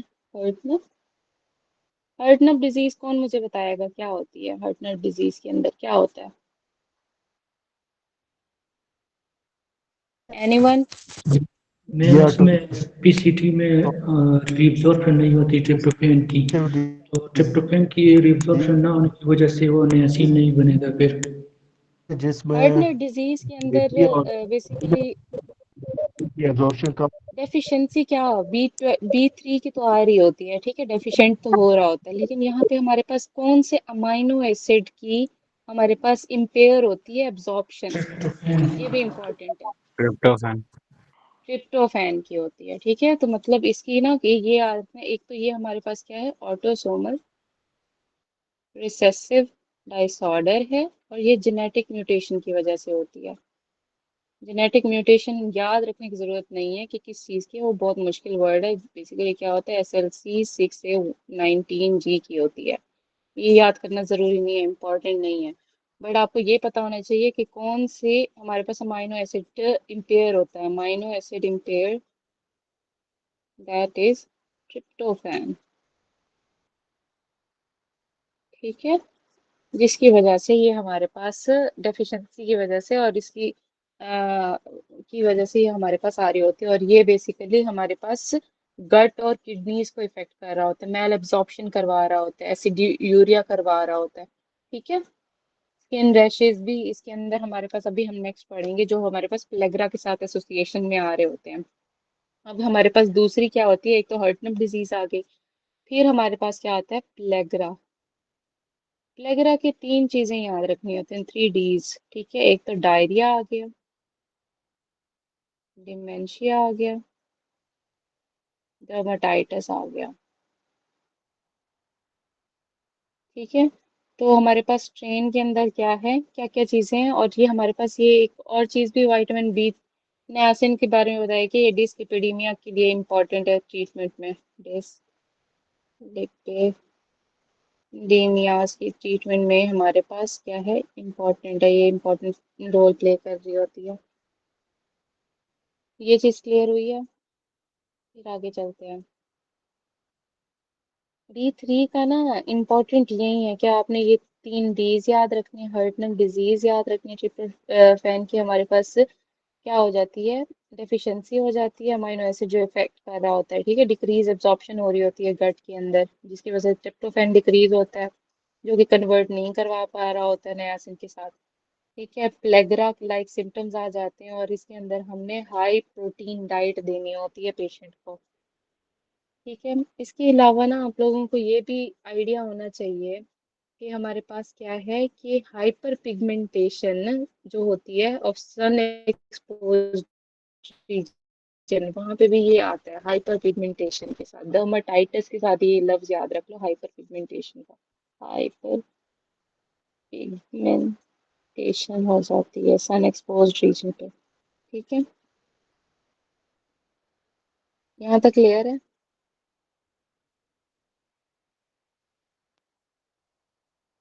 यहाँ तक क्लियर है? अच्छा, यहाँ जी पे ना फिर हमारे पास जब आएगा डी और ई तब उसके अंदर हमने एक और चीज करनी है। अच्छा, एक एक विटामिन ए के साथ एक चीज और रह गई थी एमसीक्यूज के अंदर, जो मैंने 3 एमसीक्यूज बताए थे ना विटामिन ए के, ये तो क्रोनिक हाइपर विटामिनोसिस हो गया था, हाइपर विटामिनोसिस हो गया था, विटामिन ए डेफिशिएंसी हो गई थी, एक और चीज भी ऐड कर लें कि अगर हमारे पास किडनी स्टोन्स के बारे में बात की जाए, ठीक है, cause of kidney stone in the vitamin A deficiency, तो वो क्या होती है, एट्रोफी ऑफ रीनल म्यूकोजा। ठीक है, क्या है हमारे पास cause of kidney stones in vitamin A deficiency, तो हमारे पास क्या होते हैं, हमारे पास एट्रोफी हो जाती है, एट्रोफी ऑफ रीनल म्यूकोजा। ठीक है, ये भी एक ऐड याद रखना है, एडअप याद रखना है इसके अंदर। फिर हमारे पास क्या होता है, विटामिन हमने कर लिया है, D3 कर लिया, अब D3 के बाद हमारे पास क्या आता है, पेंटाथोनिक। ठीक है, पेंटाथोनिक एसिड, जो हम विटामिन B5 कह रहे होते हैं, पेंटोथेनिक कहा जाता है। ठीक है, एसिड। अब ये हमारे पास क्या है, इसके अंदर मेन चीजें क्या है, डर्माटाइटिस होता है और एलोपेशिया होता है, डर्माटाइटिस, एलोपेशिया, एंड वन चीज, एक और चीज होती है जो एडेड फॉर्म में है हमारे पास, क्या है, को फैक्टर ए की सिंथेसिस के लिए क्या इम्पोर्टेंट है हमारे पास, विटामिन B5 इम्पोर्टेंट होता है को फैक्टर ए की सिंथेसिस के लिए, कोएंजाइम ए जो है हमारे पास, ठीक है, को फैक्टर और एसिटाइल हमारे पास ट्रांसफेरेज के लिए क्या है, B5 इम्पोर्टेंट है।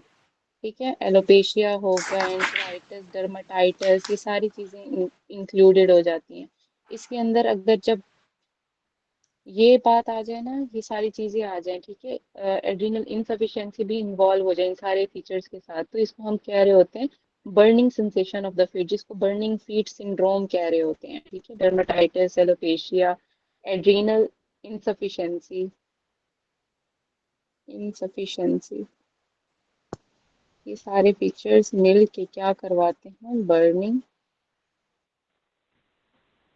सेंसेशन ऑफ फुट, जिसको हम क्या कह रहे होते हैं, burning feet syndrome, feet syndrome. अब बर्निंग फीट सिंड्रोम को ना हमने ना डायबिटीज के साथ नहीं लिखना होता, डायबिटीज में हमारे पास क्या है, नमनेस के साथ साथ हमारे पास बर्निंग भी आ रही होती है और साथ में अदर एसोसिएशंस भी साथ स्टार्ट हो जाते हैं। यहाँ पे बेसिकली जो बर्निंग फीट सेंसेशन है वो डिस्टल होती है, डिस्टली, ठीक है, डिस्टल पैरेस्थीसिस होती है। ये भी याद रखना, इसको हमने कंफ्यूज नहीं करना होता for with the diabetic patients. फिर आता है हमारे पास 7। अब 7 का हमारे पास क्या नाम है, बायोटिन होता है, B7, दैट इज बायोटिन। अब बायोटिन भी काफी इंपॉर्टेंट है हमारे पास। अब ये क्या होता है, ये फैटी एसिड ऑक्सीडेशन में होता है, साथ में हमारे पास कोफैक्टर होता है और कार्बोक्सिलेशन रिएक्शंस और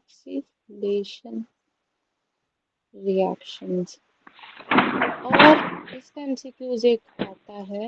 इतनी देर बाद कौन ज्वाइन कर रहा है, आवाज करोगे। मेरी आवाज आ रही है ना, पता चले मैं बोलती जा रही हूँ किसी को सुनाई ना दे रहा।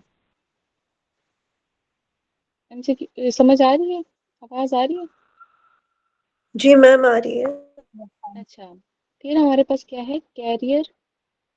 इसका एमसीक्यू बहुत दफा ये वाला आया, कैरियर ऑफ 1 कार्बन कौन सा हमारे पास वाइटामिन है, वो हमारे पास B7 होता है, ठीक है। B7 हमारे पास क्या है, कार्बन, ये हमारे पास 1 कैरियर, हमारे पास 1 कार्बन ग्रुप के साथ आ रहा होता है और कैरियर ऑफ 1 कार्बन है। एमसीक्यूज इस तरह से आता है, ठीक है। अब यहाँ पे हमारे पास क्या है,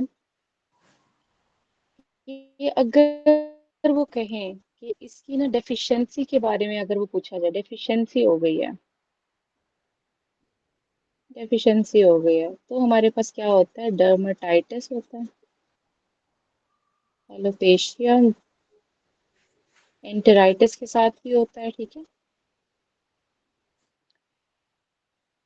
अब यहाँ पे हमारे पास क्या होता है, रॉ एग वाइट्स के साथ लिंक अगर आए कि वो बंदा रॉ एग वाइट्स ले रहा है, जैसे वो पहलवान नहीं ले रहे होते डायरेक्ट अंडा, मतलब तोड़ के मुंह के अंदर डाल रहे होते हैं एग वाइट्स, ठीक है, basically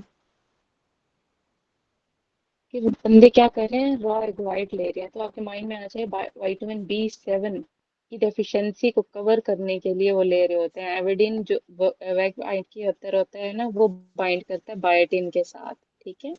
excessive long term use, इसके अंदर हमारे पास क्या है, ये क्या डर्माटाइटिस कैसे कॉज हो रहा है, long term use, antibiotic use और ये एक्सेस इंजेक्शन हो रही है हमारे पास रॉ एग वाइट्स की। उसका वर्ड भी हमारे पास आ जाता है एविडिन।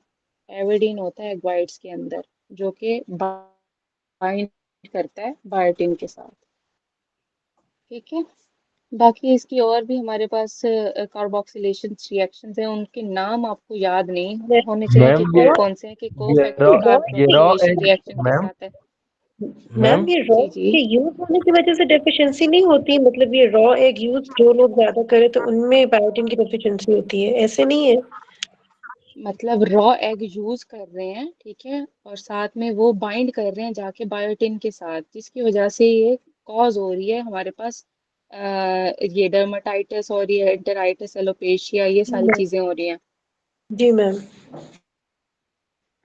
ठीक है। अब इसकी ना मैं ये बात बता रही हूँ, इसकी कार्बोक्सिलेशन रिएक्शंस आपको सारे याद करने की जरूरत नहीं है, क्योंकि ये डिफरेंट साइकिल चल पड़ती हैं, लाइक पायरुवेट कार्बोक्सिलेज जिसके अंदर ग्लाइकोजिन जिन ग्लूकोनियोजेनेसिस हो रही होती है, ठीक है, फैटी एसिड सिंथेसिस के अंदर होती है, फैटी एसिड ऑक्सीडेशन के अंदर होती है, ठीक है। ये आप लोगों को याद सारे करने की जरूरत नहीं, सिर्फ आपको बताना चाहिए को फैक्टर किसके लिए, कार्बोक्सिलेशन रिएक्शंस के लिए, ठीक है। जितनी साइकिल्स हैं जहाँ पे कार्बोक्सिलेशन हो रही है, ठीक है, तो वहां पे बेसिकली क्या है, मेन काम किसका होता है, B7 का होता है, हमारे पास बायोटिन का होता है, कार्बोक्सिलेशन रिएक्शंस का।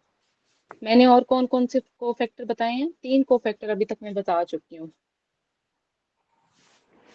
B2 बताया मैम आपने, कोफैक्टर रिडॉक्स रिएक्शन। हम्म, और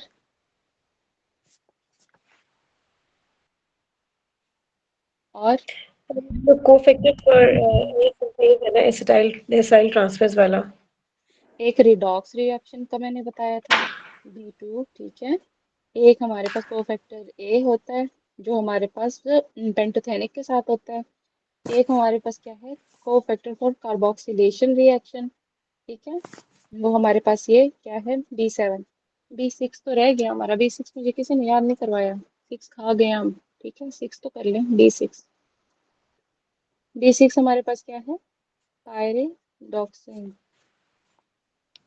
ठीक है। अब यहाँ पे हमारे पास क्या है, यहाँ पे भी हमारे पास, हमने B6 हमने कहाँ कहाँ पढ़ा, B6 हम पहली बात देते कहाँ पे हैं, कहीं कुछ याद एसोसिएशन आ रही है, हमने पढ़ी थी। आइसोनियाजिड के साथ देते हैं, आइसोनाइजिड सिडिरोब्लास्ट आइसोनियाजिड देते को हैं। ट्रीट ठीक है, करने के क्योंकि देते हैं वहां पे वो क्या कॉज करवा रही होती है, न्यूरोपैथी पेरिफेरल न्यूरोपैथी, हाँ, न्यूरोपैथी। पेरिफेरल न्यूरोपैथी, जहाँ जहाँ पे भी होगी ना, चाहे वो हम आइसोनियाजिड के साथ दे रहे हो, चाहे वो किसी और ड्रग के साथ, जो भी ड्रग कॉज करवाएगी पेरिफेरल न्यूरोपैथी, हमने B6 साथ में देनी है, ठीक है। और फिर हमारे पास क्या होता है, कन्वर्जन के अंदर आ रहा होता है, साथ में हमारे पास सिड्रोब्लास्टिक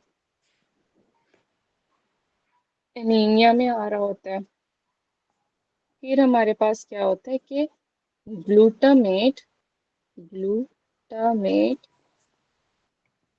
अमाइनो ट्रांसफेरेज एंड एलानाइन हमारे पास जो होते हैं, अमाइनेशन जो होती है, ठीक है, उसके साथ भी ये हमारे पास एसोसिएशन में आ रहा होता है। अब उसके साथ एसोसिएशन कैसे होती है इसकी, B6 की, ठीक है। एक तो हमारे पास ये ग्लूटामेट के साथ आ रहा होता है, ग्लूटामेट अमाइनो ट्रांसफेरेज के साथ आ रहा होता है, ठीक है। एक हमारे साथ आ रहा होता है एलानाइन, हम जो कह रहे ALT AST के साथ ट्रांसअमाइनेशन वगैरह कर रहे होते हैं, ठीक है। तो ये किसके साथ हमारे पास कोफैक्टर को लिंक करेगा, कोफैक्टर यूज्ड इन ट्रांसअमाइनेशन। तो हमारे पास 4 कोफैक्टर्स याद करने के लिए आ गए आप, एक ट्रांसअमाइनेशन के लिए, एक कार्बोक्सिलेशन के लिए, एक रिडॉक्स रिएक्शन के लिए, एक हमारे पास ए सिंथेसिस के लिए, ठीक है। तो ये हमारे पास 4 हमारे पास को फैक्टर्स आ गए। अब इसकी डेफिशिएंसी अगर हुई तो हमने क्या पढ़ा है कि कन्वर्जन हो सकती है, पेरिफेरल न्यूरोपैथी हो सकती है, हाइपर इरिटेबिलिटी हो सकती है, सिड्रोप्लास्टिक एनीमिया हो सकता है, ठीक है। ये सारी चीजें इन्वॉल्व हो जाएंगी इसके अंदर पायरोडॉक्सिन की। फिर वही बात है कि कोई भी ड्रग कॉज करवा रही हो न्यूरोपैथी, पेरिफेरल न्यूरोपैथी, जिसके अंदर हमने बेसिकली आइसोनियाजिड पढ़ा है अभी तक, ठीक है, तो हमारे पास उसके साथ भी हमने विटामिन B6 देना होता है लाजमी। इसके अलावा हमारे पास क्या है, फोलेट आ जाता है, फोलेट बहुत इंपॉर्टेंट है, B9, ठीक है, B9 हमारे पास क्या है, फोलेट है। अब फोलेट हमारे पास, एक तो हमारे पास लीफी वेजिटेबल्स में, ठीक है, पाया जाता है, वेजिटेबल्स में। और ये B9 हमने एक निमोनिक याद किया हुआ है, जो आयरन होता है वो कहाँ अब्जॉर्ब होता है, प्रॉक्सिमल प्रॉक्सिमल ड्यूडेनम। ड्यूडेनम में, ठीक है।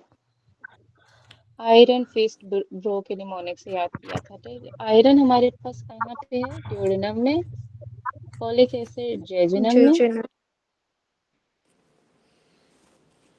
B12 और बाइल एसिड होते हैं हाइलियम में, टर्मिनल आइलियम। टर्मिनल हाइलियम आइलियम में, ठीक है। तो आयरन फिस्ट ब्रो के निमोनिक में याद, अभी हमारे पास जो फोलेट है वो हमारे पास जेजुनम में हमारे पास जहाँ की एब्जॉर्ब होगा, एब्जॉर्प्शन। अब इसकी डेफिशिएंसी हमारे पास क्या कॉज करती है, मैक्रोसाइटिक, हमने जो पढ़ा हुआ मैक्रोसाइटिक मेगैलोब्लास्टिक एनीमिया, ठीक है। फिर हमारे पास क्या होता है, ये अल्कोहलिन सीनिन अल्कोहलिनिज्म, ठीक है, और जो हमारे पास प्रेगनेंसी, डिक्रीज इन अल्कोहलिनिज्म, और प्रेगनेंसी के अंदर ये डिक्रीज हो जाता है। अब यहाँ पे हमारे पास ये क्या है, अब 1 कार्बन, मैंने आपको कैरियर क्या बताया था B7। जाकिर, B7। अब ये अगर पूछा जाए 1 कार्बन ट्रांसफर तो B9 होता है। ट्रांसफर के अंदर क्या है? फोलेट। फोलेट है, ठीक है। Ft आ जाएगा और BC हमारे पास आ जाएगा, 1 कार्बन कैरियर में आ जाएगा BCFT, ठीक है, BC4। ट्रांसफर में हमारे पास हमेशा याद रखना है फोलेट होता है, 1 कार्बन ट्रांसफर फोलेट के लिए है। और जो हमारे पास कैरियर किसके अंदर आ जाता है, उसके साथ आ जाता है। इसके अलावा और कुछ हमारे पास होना, हमें पता होना चाहिए, दैट्स डीएनए सिंथेसिस। हाँ, और ये बेसिस के लिए भी इम्पोर्टेंट होता है, ठीक है। अभी हमारे पास जो नाइट्रोजीनस बेसिस हैं, जो कि डीएनए और आरएनए, नाइट्रोजीनस बेसिस के लिए भी इम्पोर्टेंट है इन डीएनए एंड आरएनए। उनकी हमारे पास क्या है, ये सिंथेसिस करवा रहा होता है, सिंथेसिस, ठीक है, सिंथेसिस करवा रहा होता है। बाकी सारा वही है कि ये इसके अंदर हमारे पास क्या क्या, और हमने इसके ना कुछ लेवल्स भी पढ़े थे, हमें इनकी डायग्नोसिस का कैसे पता चलता है। होमोसिस्टीन लेवल करवा लेते हैं, वो इंक्रीज होगा। मिथाइल मेलोनिक एसिड हम करवा लेते हैं, लेवल्स करवा लेते हैं, वो नॉर्मल रहेंगे, ठीक है। और ये प्रेगनेंसी और अल्कोहलिक के अंदर ज़्यादा हमें पता दिखाई देता है कि seen in chronic alcoholic overdose and in pregnancy, ठीक है। और यहाँ पे हमारे पास इसका ना एक सिग्निफिकेंस आती है कि हम विटामिन B9, ठीक है, क्यों दे रहे होते हैं 9 मंथ ऑफ प्रेगनेंसी में, 1 prior to the conception, या हम क्यों दे रहे होते हैं, क्योंकि ये रिस्क को कम करता है। जो भी हमारे पास कंजेनिटल डिसऑर्डर या न्यूरल ट्यूब डिफेक्ट्स होते हैं उनको डिक्रीज करवाता है ये, ठीक है, ताकि ये न्यूरल ट्यूब डिफेक्ट्स को डिक्रीज करवा सके। इसकी सिग्निफिकेंस यही है, इसलिए हम फोलिक एसिड दे रहे होते हैं, फोलेट दे रहे होते हैं, ठीक है। और बेसिकली वो कहते हैं कि ना 3 मंथ प्रियोर दिया जाए, 3 मंथ्स प्रियोर दिया जाए बिफोर द कंसेप्शन, ठीक है। अगर आप प्लान कर रहे हो कोई प्रेगनेंसी तो 3 मंथ पहले से बंदी को कह दो कि आपने ना ये फोलिक एसिड लेना है, ताकि उसकी कंसेप्शन अच्छी हो सके, ताकि जब वो कंसीव करे तब उसके अंदर वो सारी चीज़ें ऑलरेडी मौजूद हों जो बेबी के लिए इम्पोर्टेंट है, उसकी ग्रोथ के लिए इम्पोर्टेंट है, उसके ऑर्गन डेवलपमेंट के लिए इम्पोर्टेंट है, उसके पास ऑलरेडी रिजर्व हो पड़े बंदी के पास, ठीक है। उसके बाद है हमारे पास ये, काशिफ आपके लिए इम्पोर्टेंट था। वो कैसे मैम? आपने टीम बनानी है ना, तो मैंने कहा नेक्स्ट के लिए आपको पता हो मैम कि आपने नेक्स्ट नेक्स्ट जो फोलिक है एसिड वो भी लाजमी देना है। डाउनलोड हो रहा है, करीब है बस। अच्छा अच्छा, ठीक है। फिर हमारे पास क्या है, विटामिन B12, ठीक है, यार मारकर ही खत्म हो जाता है। अच्छा, B12 आ जाता है। अब B12 हमारे पास क्या है, विटामिन B12, और कौन सा ऐसा विटामिन है जो कि सेम तरह से एक्ट करता है? हम्म, ये एमसीक्यूज आता है। B9 मैम, दोनों मेगैलोब्लास्टी करवाएंगे। नहीं नहीं, और एसोसिएशन, और किस विटामिन के साथ इसकी एसोसिएशन होती है? एक जैसे तो एक्ट नहीं करते वो दोनों, बेसिकली वो vitamin E, megaloblastic vitamin E. Anaemia करवा रहे होते, लेकिन हाँ, विटामिन ई, ये एमसीक्यू हो जाता है। विटामिन ई एंड डी का ना सिमिलर इफेक्ट्स आ रहे होते हैं, ठीक है। अब यहाँ पे हमारे पास क्या है कि इसके अंदर क्या है, जब भी विटामिन B12 की बात न्यूरोपैथी की बात आती है ना, तो हम कंफ्यूज हो जाते हैं। हमने न्यूरोपैथी विटामिन B1 में भी पढ़ी है, न्यूरोपैथी हम विटामिन B12 में भी कर रहे हैं। तो पेरिफेरल न्यूरो पेरिफेरल न्यूरोपैथी, पहले B1 फिर 6, फिर 12। ठीक है। अगर पेरिफेरल न्यूरोपैथी की बात आ जाए तो B1 is greater than B6 greater than B12। अगर ऑप्टिक न्यूराइटिस की बात आ जाए तो vitamin B12 is greater than B6। ठीक है। ऑप्टिक न्यूराइटिस के अंदर हमने क्या याद रखना है? B12 is greater than B6। Peripheral neuropathy में 1 6 12 याद रखना। ठीक है। न्यूरोपैथी इन सब में आ रही होती है, लेकिन हमने इनको भी सॉर्ट आउट करना होता है। हमारे पास क्या है, वो जो 9 वाला था वो क्या था? वो प्लांट रिजर्वायर था, वेजिटेबल लीफी था। वेजिटेबल था, ये एनिमल रिजर्वायर होता है, रिजर्वायर है। ठीक है। इसका लार्ज पूल रिजर्व होता है।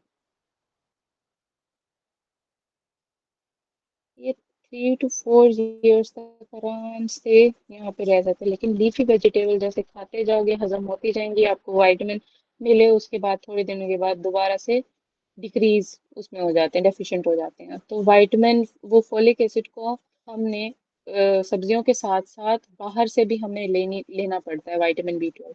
लेकिन इसका रिजर्व इतना ज्यादा होता है कि ये 3 से 4 साल तक रह सकते हैं बॉडी के अंदर, रिजर्व्स के अंदर लार्ज रिजर्व होते हैं।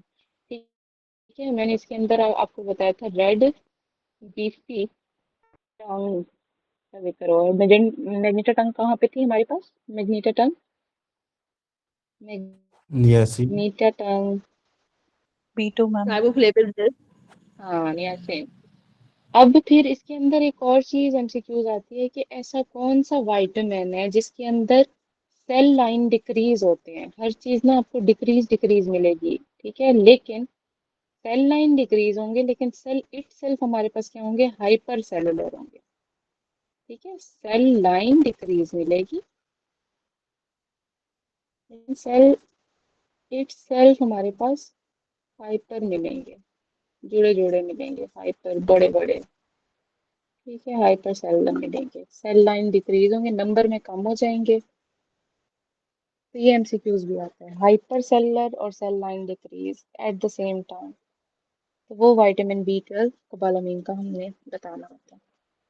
फिर आता है हमारे पास विटामिन सी। ठीक है। अब ये क्या है? हमारे पास एंटी ऑक्सीडेंट है, इनकी बातें हैं, आयरन एब्जॉर्प्शन को फैसिलिटेट करवाता है। एमसीक्यूज एक आता है delayed wound healing. Delay wound healing में कौन सा होता है? विटामिन सी होता है। ठीक है। डिलेड वुंड हीलिंग में। फिर हमारे पास ये क्या होता है? हाइड्रोक्सिलेशन करवाता है प्रोलीन एंड लाइसिन की इन कोलेजन सिंथेसिस। ठीक है। Hydroxylation of proline and lysine. Ma'am आपने इसका सेकंड का क्या बताया था? सेकंड पॉइंट क्या था इसका? आयरन एब्जॉर्प्शन, आयरन एब्जॉर्प्शन में ओके हेल्प मैम। करता है ये विटामिन सी। ठीक है। फिर हमारे पास क्या है? विटामिन, ये हाइड्रोक्सिलेशन करवा रहा होता है प्रोलीन एंड लाइसिन की इन कोलेजन सिंथेसिस।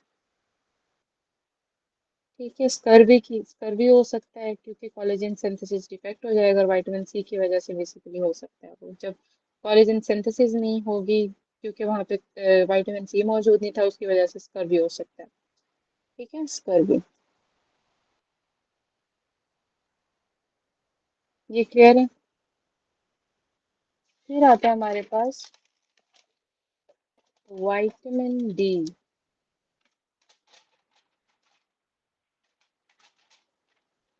अच्छा, यहाँ पे ना हमारे पास क्या है कि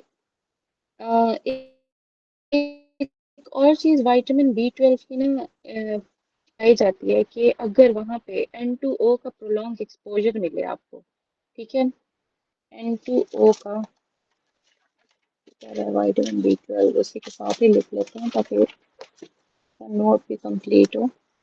N2O का प्रोलॉन्ग एक्सपोजर हो नाइट्रिक ऑक्साइड का। ठीक है। एक्सपोजर हो उसके ना रिस्क बढ़ जाते हैं, मेगालोब्लास्टिक एनीमिया के ज्यादा हो जाते हैं, तो इंक्रीज रिस्क हो जाता है ऑफ मेगालोब्लास्टिक एनीमिया। तो एमसीक्यूज इस तरह आता है कि ना पेशेंट आया है, उसको नाइट्रिक ऑक्साइड का ना ज्यादा एक्सपोजर था, ठीक है, जहाँ पे वो काम कर रहा था नाइट्रिक ऑक्साइड का एक्सपोजर उसको ज्यादा था। तो किस विटामिन की डेफिशिएंसी की वजह से एनीमिया कॉज हो सकता है, तो वो विटामिन B12 होता है वो, ठीक है। Prolong exposure of nitric oxide, ये याद रखना। अच्छा, फिर हमने ना एक चीज याद रखना है, एक निमोनिक याद कर लो अभी के लिए, फिर हम देखते हैं बाकी। अब यहाँ पे क्या है, चप्पल के निमोनिक से याद रखो, CPL, इसी तरह लिखना है, ठीक है। और ये है हमारे पास TB। तब ये मैंने इस तरह से याद किया था कि अम्मा ने चप्पल उठाई क्योंकि मैंने ट्रबल की, चप्पल ट्रबल, ठीक है, चप्पल ट्रबल। अब चप्पल ट्रबल का हमने क्या किया, ये क्या है हमारे पास, कार्ब्स, ये हमारे पास प्रोटीन्स, ये हमारे पास लिपिड्स। इनकी मेटाबॉलिज्म के कौन कौन से इंपॉर्टेंट है विटामिन, तो हम कार्ब्स के लिए थायमीन, ये है राइबोफ्लेविन, और ये है बायोटिन। इनके एमसीक्यूज आते हैं, सबके आए हुए हैं, इन तीनों के आए हुए हैं एमसीक्यूज एक एक करके। तो चप्पल ट्रबल याद रखना है। चप्पल में हमारे पास क्या है, कार्ब्स, प्रोटीन्स एंड लिपिड्स। और चप्पल के लिए जो सी है हमारे पास, उसके लिए कौन सा इंपॉर्टेंट है, ट्रबल का टी है, टी हमारे पास राइबोफ्लेविन, एल है हमारे पास बायोटिन। ये याद रहेगा। मैम टी से क्या चीज है, क्लियर नहीं आ रहा मुझे। क्या, किसके किसके साथ, ma'am T, T stands for thiamine, thiamine है। तो मैम सी क्या है फिर। Carbs, carbs carbohydrates. मेटाबॉलिज्म के लिए इम्पोर्टेंट है ना थायमीन, ठीक है। ठीक है। राइबोफ्लेविन प्रोटीन मेटाबॉलिज्म के लिए इम्पोर्टेंट है, और बायोटिन जो है हमारे पास मेटाबॉलिज्म के लिए इम्पोर्टेंट है। ये निमोनिक इसलिए मैं बार बार कह रही हूँ, आप ना अभी लिखोगे तो आप लोगों के माइंड में वो एक इमेज बनेगी, इसी तरह से आप लोग लिखा करो, इसी तरह से आप लोगों को याद रहेंगे। ये चीजें ना नहीं याद रहती थी तो मैंने इनके फजूल फजूल निमोनिक बना लिए थे, ठीक है। हालांकि आज तक मुझे चप्पल पड़ी नहीं है अपनी अम्मा से, लेकिन फिर भी मैंने अपने ट्रेवल किया, चप्पल लगवाई अपने आप को, ठीक है, याद रखने के लिए। अब यहाँ पे हमारे पास और क्या इम्पोर्टेंट है, हमने विटामिन डी के सारे एमसीक्यू ऑलरेडी किए हुए हैं। विटामिन डी का मुझे कौन रिपीट करवाएगा, मैं करवा रही हूँ अभी। ये कहाँ कहाँ इम्पोर्टेंट है विटामिन डी, जल्दी से कोई बताओ मुझे। लिवर में कौन सा एंजाइम होता है, मैम 25 हाइड्रोक्सिलेज। 25 हाइड्रोक्सिलेज। ठीक है। किडनी में कौन सा होता है, 1 120। Alpha 1 to 5 hydroxylase. Hydroxylase. 1 alpha ठीक हाइड्रोक्सिलेज। है। कैल्शियम की एब्जॉर्प्शन फ्रॉम जीआईटी कौन करवाता है, विटामिन डी। Vitamin D.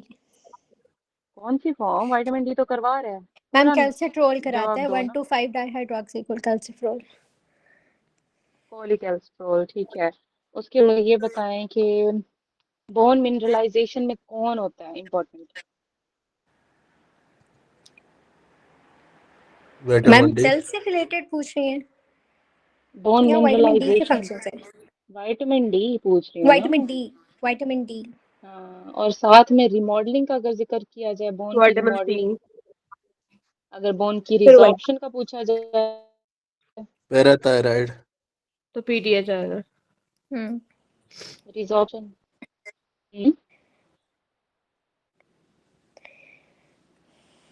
अगर विटामिन डी की रेगुलेशन का पूछा जाए, रेगुलेटेड बाय, जल्दी। Parathyroid hormone. हाँ, ठीक है। अगर ये पूछा जाए कि फैक्टर कौन सा जो रेगुलेट कर रहा है विटामिन डी को,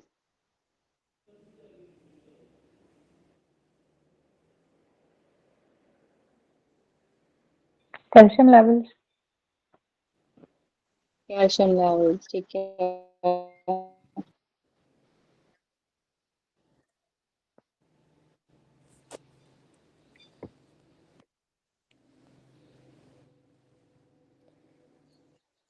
मैम आपकी आवाज मुझे नहीं आ रही है, बाकियों को भी नहीं आ रही। साउंड मुझे ये लास्ट डिस्टॉर्शन है कुछ काफी। डिस्टॉर्शन है किससे? Yes ma'am. जी मैम, मुझे यार वाइटमिन मैं डी कहाँ का कुछ मरूं, भी नहीं दिया। कुछ नहीं आइडिया आपका, आपने नहीं किया हुआ? नहीं नहीं मैम, ये जब से आपने विटामिन डी शुरू किया मुझे मतलब आपकी ना आवाज आ रही है ना मेरे पास पिक्चर आ रही है। पिक्चर तो मैंने अभी खुद वो की है, क्योंकि मेरे ना शायद बैटरी लेवल भी आउट है। 1 मिनट में साथ में चार्जर अटैच कर लूँ, इसकी वजह से डिस्टॉर्शन हो रही है। अभी आवाज आ रही है आप लोगों को? जी मैम। जी मैम, अभी आ रही। अच्छा। अच्छा, विटामिन डी का हम कर रहे थे साथ साथ। अच्छा, और क्या हमारे पास विटामिन डी के लिए इम्पोर्टेंट? अच्छा, इसका ना विटामिन डी का ना एक और चीज भी है कि अगर विटामिन डी की डेफिशिएंसी हो तो कौन से लेवल्स इंक्रीज होते हैं। विटामिन डी डेफिशिएंसी तो एएलपी इंक्रीज करेगा। ये एमसीक्यूज आया हुआ है बहुत बेतुका, लेकिन वहां पे सिर्फ ऑप्शन एएलपी का था। ठीक है, एएलपी लेवल्स हमारे पास इंक्रीज करेंगे। ठीक है, अगर विटामिन डी की इटसेल्फ बात की जाए कि विटामिन डी करवाता क्या है, तो वो को इंक्रीज करता है। अगर विटामिन डी की डेफिशिएंसी को कहा जाए तो वो इंक्रीज क्या करवाता है, लेवल एएलपी इंक्रीज करवा दे। ठीक है, ये कुछ एमसीक्यूज से हमारे पास विटामिन डी है। एमसी अब आवाज आ रही है या नहीं आ रही? जी मैम, अभी आ आवाज रही आ है। रही है? आ रही है मैम। अच्छा। अच्छा, विटामिन ई का हमारे पास क्या क्या सीन हो सकता है? विटामिन ई भी हमें पता है एंटीऑक्सीडेंट है। एंटीऑक्सीडेंट की मुझे कोई वो बता सकता है प्रेफरेंस लिस्ट? पहले तो ये देखें हमारे पास ग्लूटाथायोन ग्रेटर एंटीऑक्सीडेंट तो देन ज्यादा ही होते हैं। ट्रांसफेरिन। अच्छा, इसका हमारे पास रेफरेंस ये होती है, प्रेफरेंस ये होती है एंटी एंटी हमारे पास ऑक्सीडेंट्स की ग्लूटाथायोन ग्रेटर देन हमारे पास transferrin greater than ECA, vitamin E, vitamin C and vitamin A. Transferrin की जगह कभी कभी वो कह देते हैं कोएंजाइम क्यू का भी दे देते हैं। पहले हमने ग्लूटाथायोन को प्रेफर देनी होती है, फिर थायमीन को। थायमीन अगर ना दिया हो वहाँ पे कोएंजाइम क्यू दिया हो तो उसको करेंगे विटामिन ई सी ए। ठीक है, जीटी ईसा, जीटी ईसा के निमोनिक से याद रखना है। ठीक है, ये हमारे पास क्या है, एंटीऑक्सीडेंट्स की हमारे पास इसकी रेफरेंस लिस्ट आ गई है।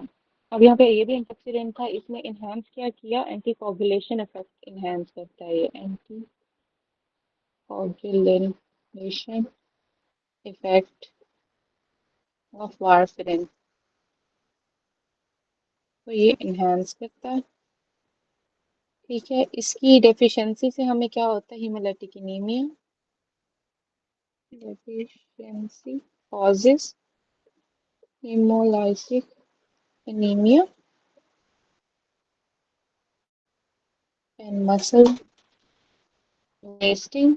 मसल वेस्टिंग का फिर पूछा जाता है क्यों, किस वजह से मसल वेस्टिंग होती है? क्रिएटिन्यूरिया की वजह से। ये एमसीक्यूज है, क्रिएटिन्यूरिया की वजह से। क्रिएटिनिन वहाँ पे हमारे पास इंस्टॉल होना मैम ये चाहता है, ब्लर हो रहा यूरिया है। में आ जाता है। ठीक है, क्रिएटिन्यूरिया में आ जाता है। ये एमसीक्यूज समझ आया, क्लियर हुआ? मैम ये जीटी ईसा के बाद रिपीट कर दें, ये ना ब्लर हो रहा है। क्या कहाँ ब्लर हो रहा है? कहाँ से ब्लर हो रहा है बच्चों? मैम ये जीटी ईसा के बाद विटामिन ना ई की आपने जो डेफिशिएंसी अगर मैंने कहा है एंटी कोगुलेशन इफेक्ट्स कॉज करवाता है, वार्फरिन इनहेंस करवाता है। डेफिशिएंसी से क्या होता है, हीमोलाइटिक एनीमिया, मसल वेस्टिंग होती है। ठीक है, या अगर डेफिशिएंसी का अगर वो खुद पूछे जाए, अगर ये दोनों ऑप्शन ना हो तो बेसिकली आप लोगों को पता होना चाहिए मसल वेस्टिंग क्यों हो रही है, न्यूरिया की वजह से हो रही है। तो न्यूरिया इज द मैम ये option. Vitamin E related MCQs है सारे। ये विटामिन ई रिलेटेड है। वारफ्रेन की क्या कराता है मैम ये? वार्फरीन का कोगुलेशन इफेक्ट हमारे पास इनहेंस करवाता है, इनहेंस करवाता है। आवाज नहीं आ रही मेरी आप लोगों को?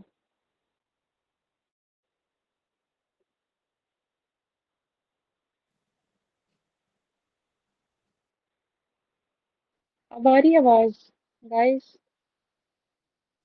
जी मैम आ रही है, लेकिन रुक जाती है फिर आती है, इस तरह डिस्टॉर्टेड सी रहती है। अच्छा, मैं कहाँ मरूं? मुझे तो बताओ मैं कहाँ मरूं। ये आप लोगों के एमसीक्यूज हुए? डेफिशिएंसी क्या क्या कॉज करवा रही है विटामिन ई के? Haemolytic anaemia, muscle wasting, proteinuria. ठीक है,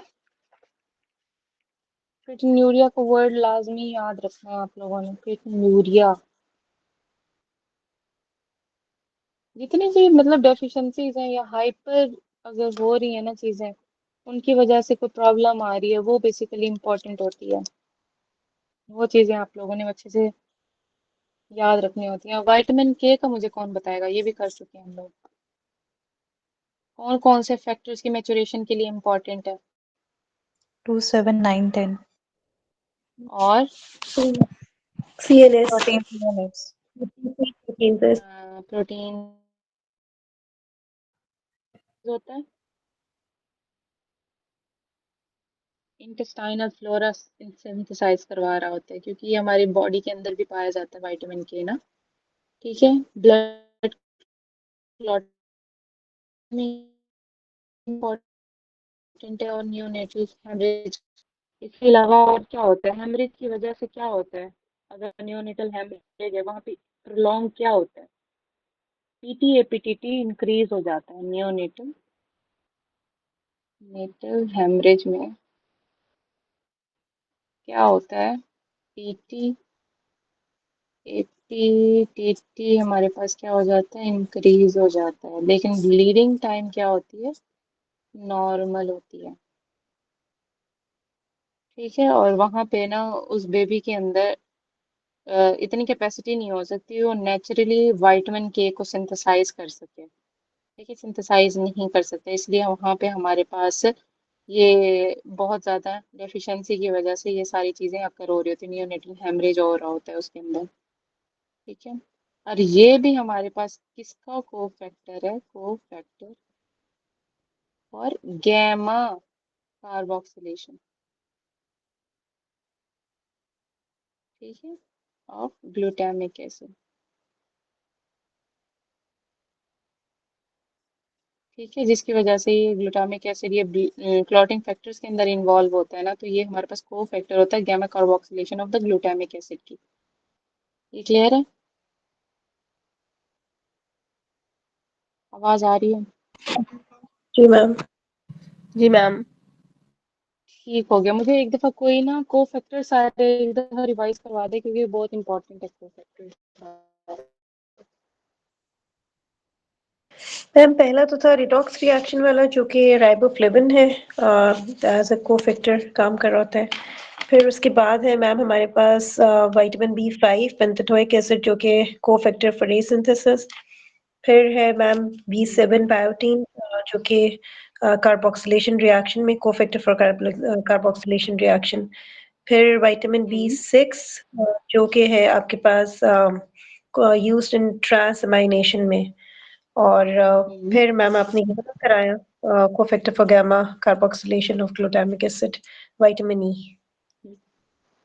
ठीक हो गया, यहाँ तक क्लियर है सब? जी मैम। ठीक है। ये ये आखिरी वाला विटामिन ई के साथ है या विटामिन के साथ? के के साथ है, केक मैंने ई बोला।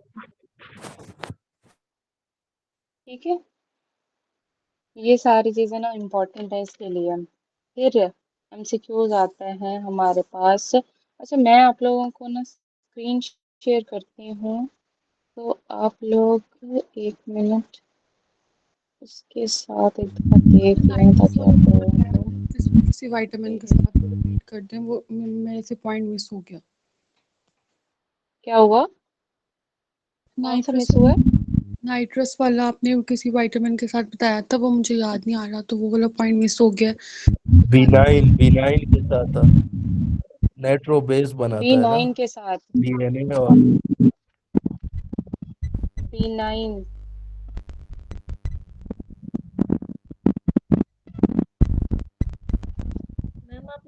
नाइट्रिक ऑक्साइड तो B12 के मैम साथ नाइट्रिक है। ऑक्साइड फ्लोरोम एक्सपोजर में नाइट्रोजन मेगालोब्लास्टिक बताया था आपने। B12 के साथ है। हाँ हाँ B12 के जी साथ है मैम। वो। जी मेगालोब्लास्टिक मैम। का रिस्क बढ़ाता है प्रोलॉन्ग एक्सपोजर।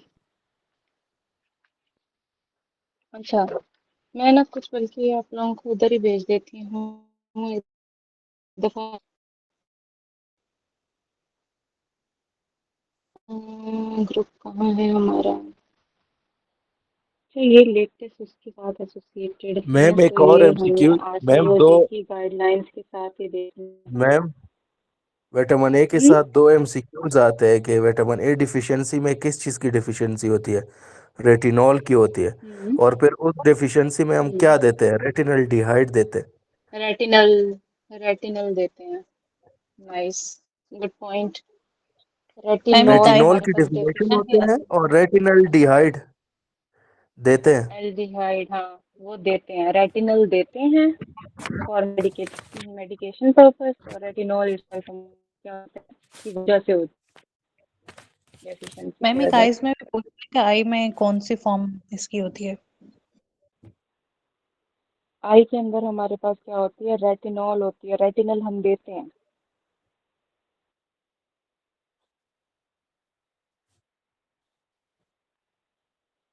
अच्छा, ये आप लोगों को पिक्चर मिली है?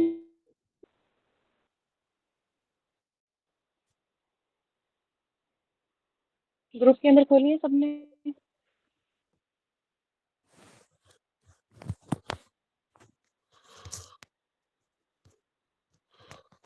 मैम क्या कहा आपने?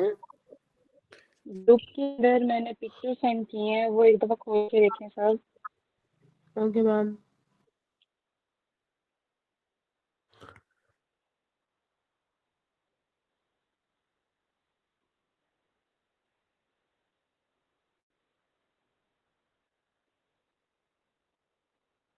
खोल लिया सबने? जी मैम। जी मैम। अच्छा, यहाँ पे ना ये बाकी सारी साइकिल्स तो बंदा कर लेता है, लेकिन यहाँ पे ना जो एमसीक्यू होते हैं ना कंफ्यूजिंग, वो ये इनके ना एटीपी से रिलेटेड आ रहे होते हैं। तो इनके ना हमारे पास क्या है कि एक तो ग्लूकोज की आपको मेटाबॉलिज्म होना चाहिए। एनारोबिक मेटाबॉलिज्म होती है, एरोबिक मेटाबॉलिज्म होती है। जो एनारोबिक मेटाबॉलिज्म है वो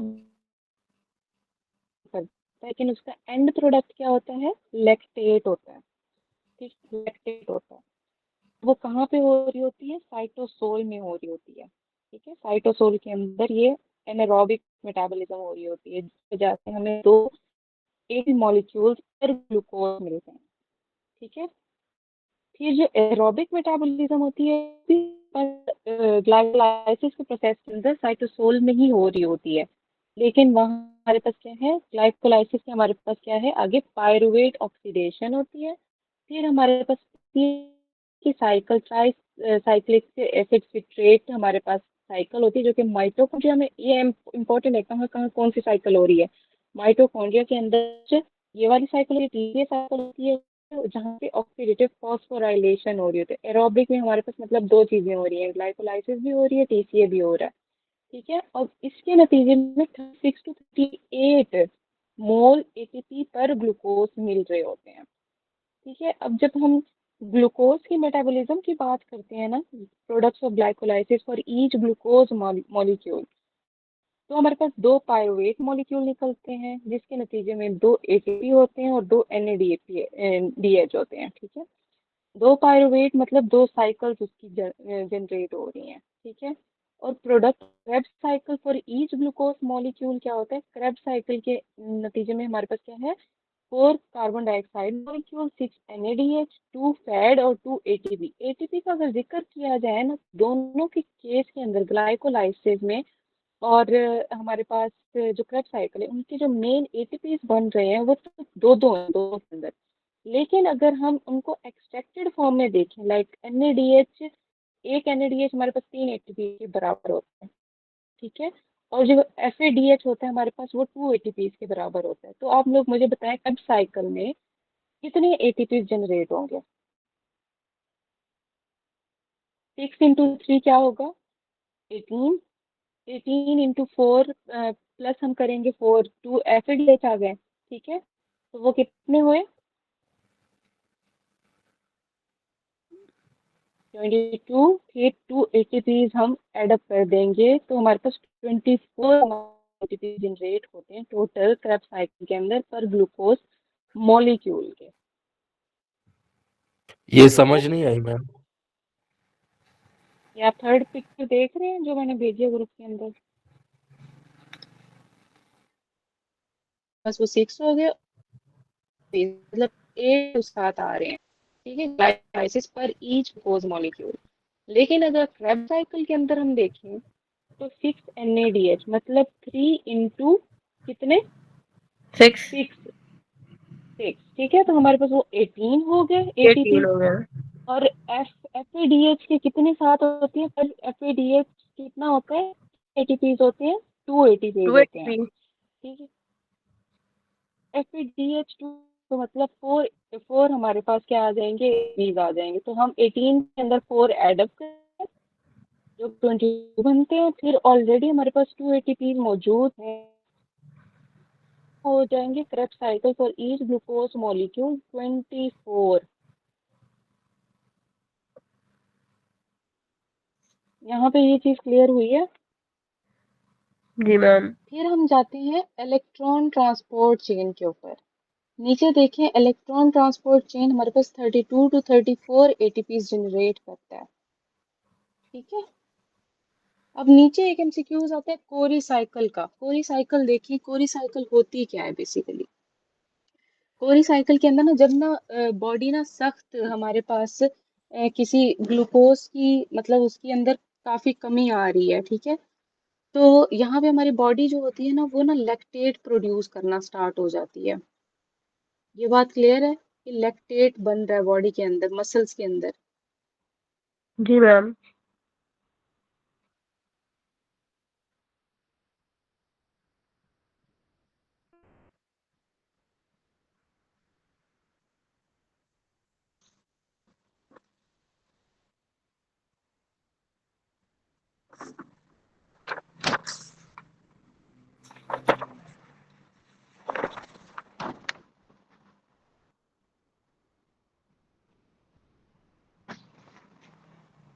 मेरा माइक ही ऑफ हो गया था।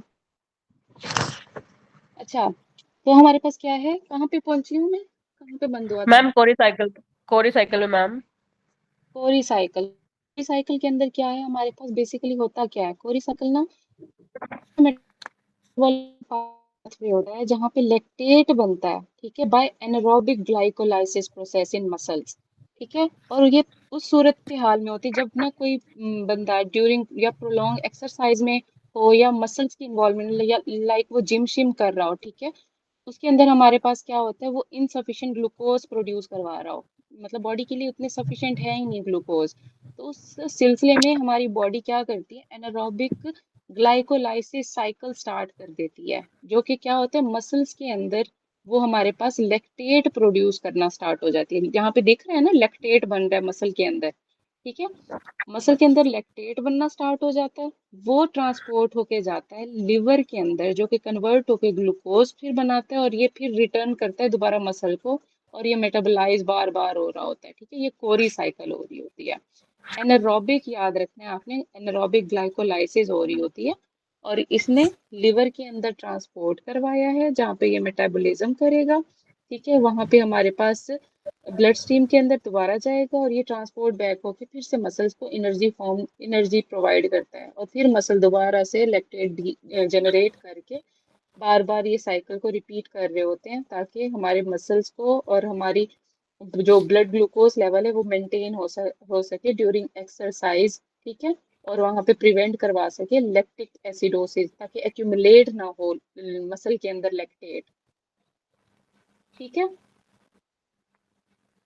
तो जी मसल मैम। हमारे पास क्या करते हैं, ऑटोमेटिकली एक साइकिल खुद ब खुद स्टार्ट कर देते हैं, ताकि वो वहां पे एक्यूमुलेशन ना हो लैक्टेट की, और वहां पे लैक्टेट को एनर्जी के अंदर कंज्यूम करवाने के लिए लिवर के पास सेंड करते हैं, और लैक्टेट वहां पे फिर हमारे पास एक पूरी साइकिल के साथ ये वो बनता है, मतलब दोबारा से ग्लूकोज की फॉर्म में आता है, और फिर ये सारा साइकिल रिपीट होता है बार बार। पूरी साइकिल समझ आइए आप लोगों को? जी मैम। ठीक है, इनकी मेन सारी चीजें बायोकेमिस्ट्री की तकरीबन यही थी जो आप लोगों ने, बाकी इनकी ना सारी कवर अप हो जाएंगी इन द रफी लेक्चर। जो अगर समझना है तो आप लोग मुझे बता दीजिएगा। ओके, ये चीजें कंफ्यूज करती हैं मोस्टली। जी बाकी मैम। ना कुछ इनके ना एमसीक्यूज हैं, लाइक वो ना बहुत अजीब से दिए हुए हैं रफी के अंदर। एक दफा ना उनको भी अच्छे से आप लोगों ने करना है, लाइक ये जो हमारे पास इरिवर्सिबल स्टेप हमारे पास कौन सा है ग्लाइकोलाइसिस का। बहुत बुक्स के अंदर बहुत कॉन्ट्राइंडिकेशन है, कोई बुक खोलोगे उसके अंदर स्टेप कोई और होगा, इरिवर्सिबल स्टेप कुछ और ही होता है वहां पे, ठीक है। फिर हमारे पास एक एमसीक्यूज आता है कि कॉमन स्टेप कौन सा होता है हमारे पास ग्लाइकोलाइसिस और ग्लूकोनियोजेनेसिस का। तो ये जितनी भी आप एमसीक्यू सॉल्व करोगे ना, वहाँ पे आपको सारी कॉन्ट्रडिक्शंस मिलेंगी, तो इन चीज़ों को भी आप लोगों ने एकदम सॉर्ट आउट करना है, ठीक है। ये आज तक मेरा भी सॉर्ट आउट नहीं हुआ, बिकॉज हर बुक की रेफरेंस डिफरेंट है, हर साइकिल की रेफरेंस डिफरेंट है। तो ये आज आपने जब लेक्चर होगा ना अभी रफ़ी का, उसके अंदर ये लाजमी सॉर्ट आउट करना है कि रिवर्सिबल स्टेप ग्लाइकोलाइसिस का कौन सा है, कॉमन स्टेप हमारे पास ग्लाइकोलाइसिस ग्लूकोनियोजेनेसिस का कौन सा है, ठीक है। ये सारी चीज़ें, ओके। जी मैम। ओके गाइस, अल्लाह हाफिज़। कल 4 पेजेस नेक्स्ट करके आने हैं विद पहले 4 पेजेस याद होने चाहिए, ये ना हो ओके फिर आगे मैम। चलते जाएं पीछे भूल जाएं, ठीक है। 4 नेक्स्ट पेजेस, और काशिफ आप मुझे सेंड करें पिक्चर जो लिखा है कौन आपने। काशिफ मौजूद है? Yes ma'am. मैम ये बहुत रफ है, इसको नीट करके भेजूं या यही भेजूं बस? यही भेज दो, आपकी मेहरबानी होगी कि आपने कुछ लिखा है, आपको समझ आ रही है ना यस कि मैम। आपने जो लिखा है? चलो कोई मसला नहीं, वहीं वहीं लिख दो, वहीं भेज दो अभी, ठीक ओके भेजता। है। ओके, अल्लाह हाफिज़।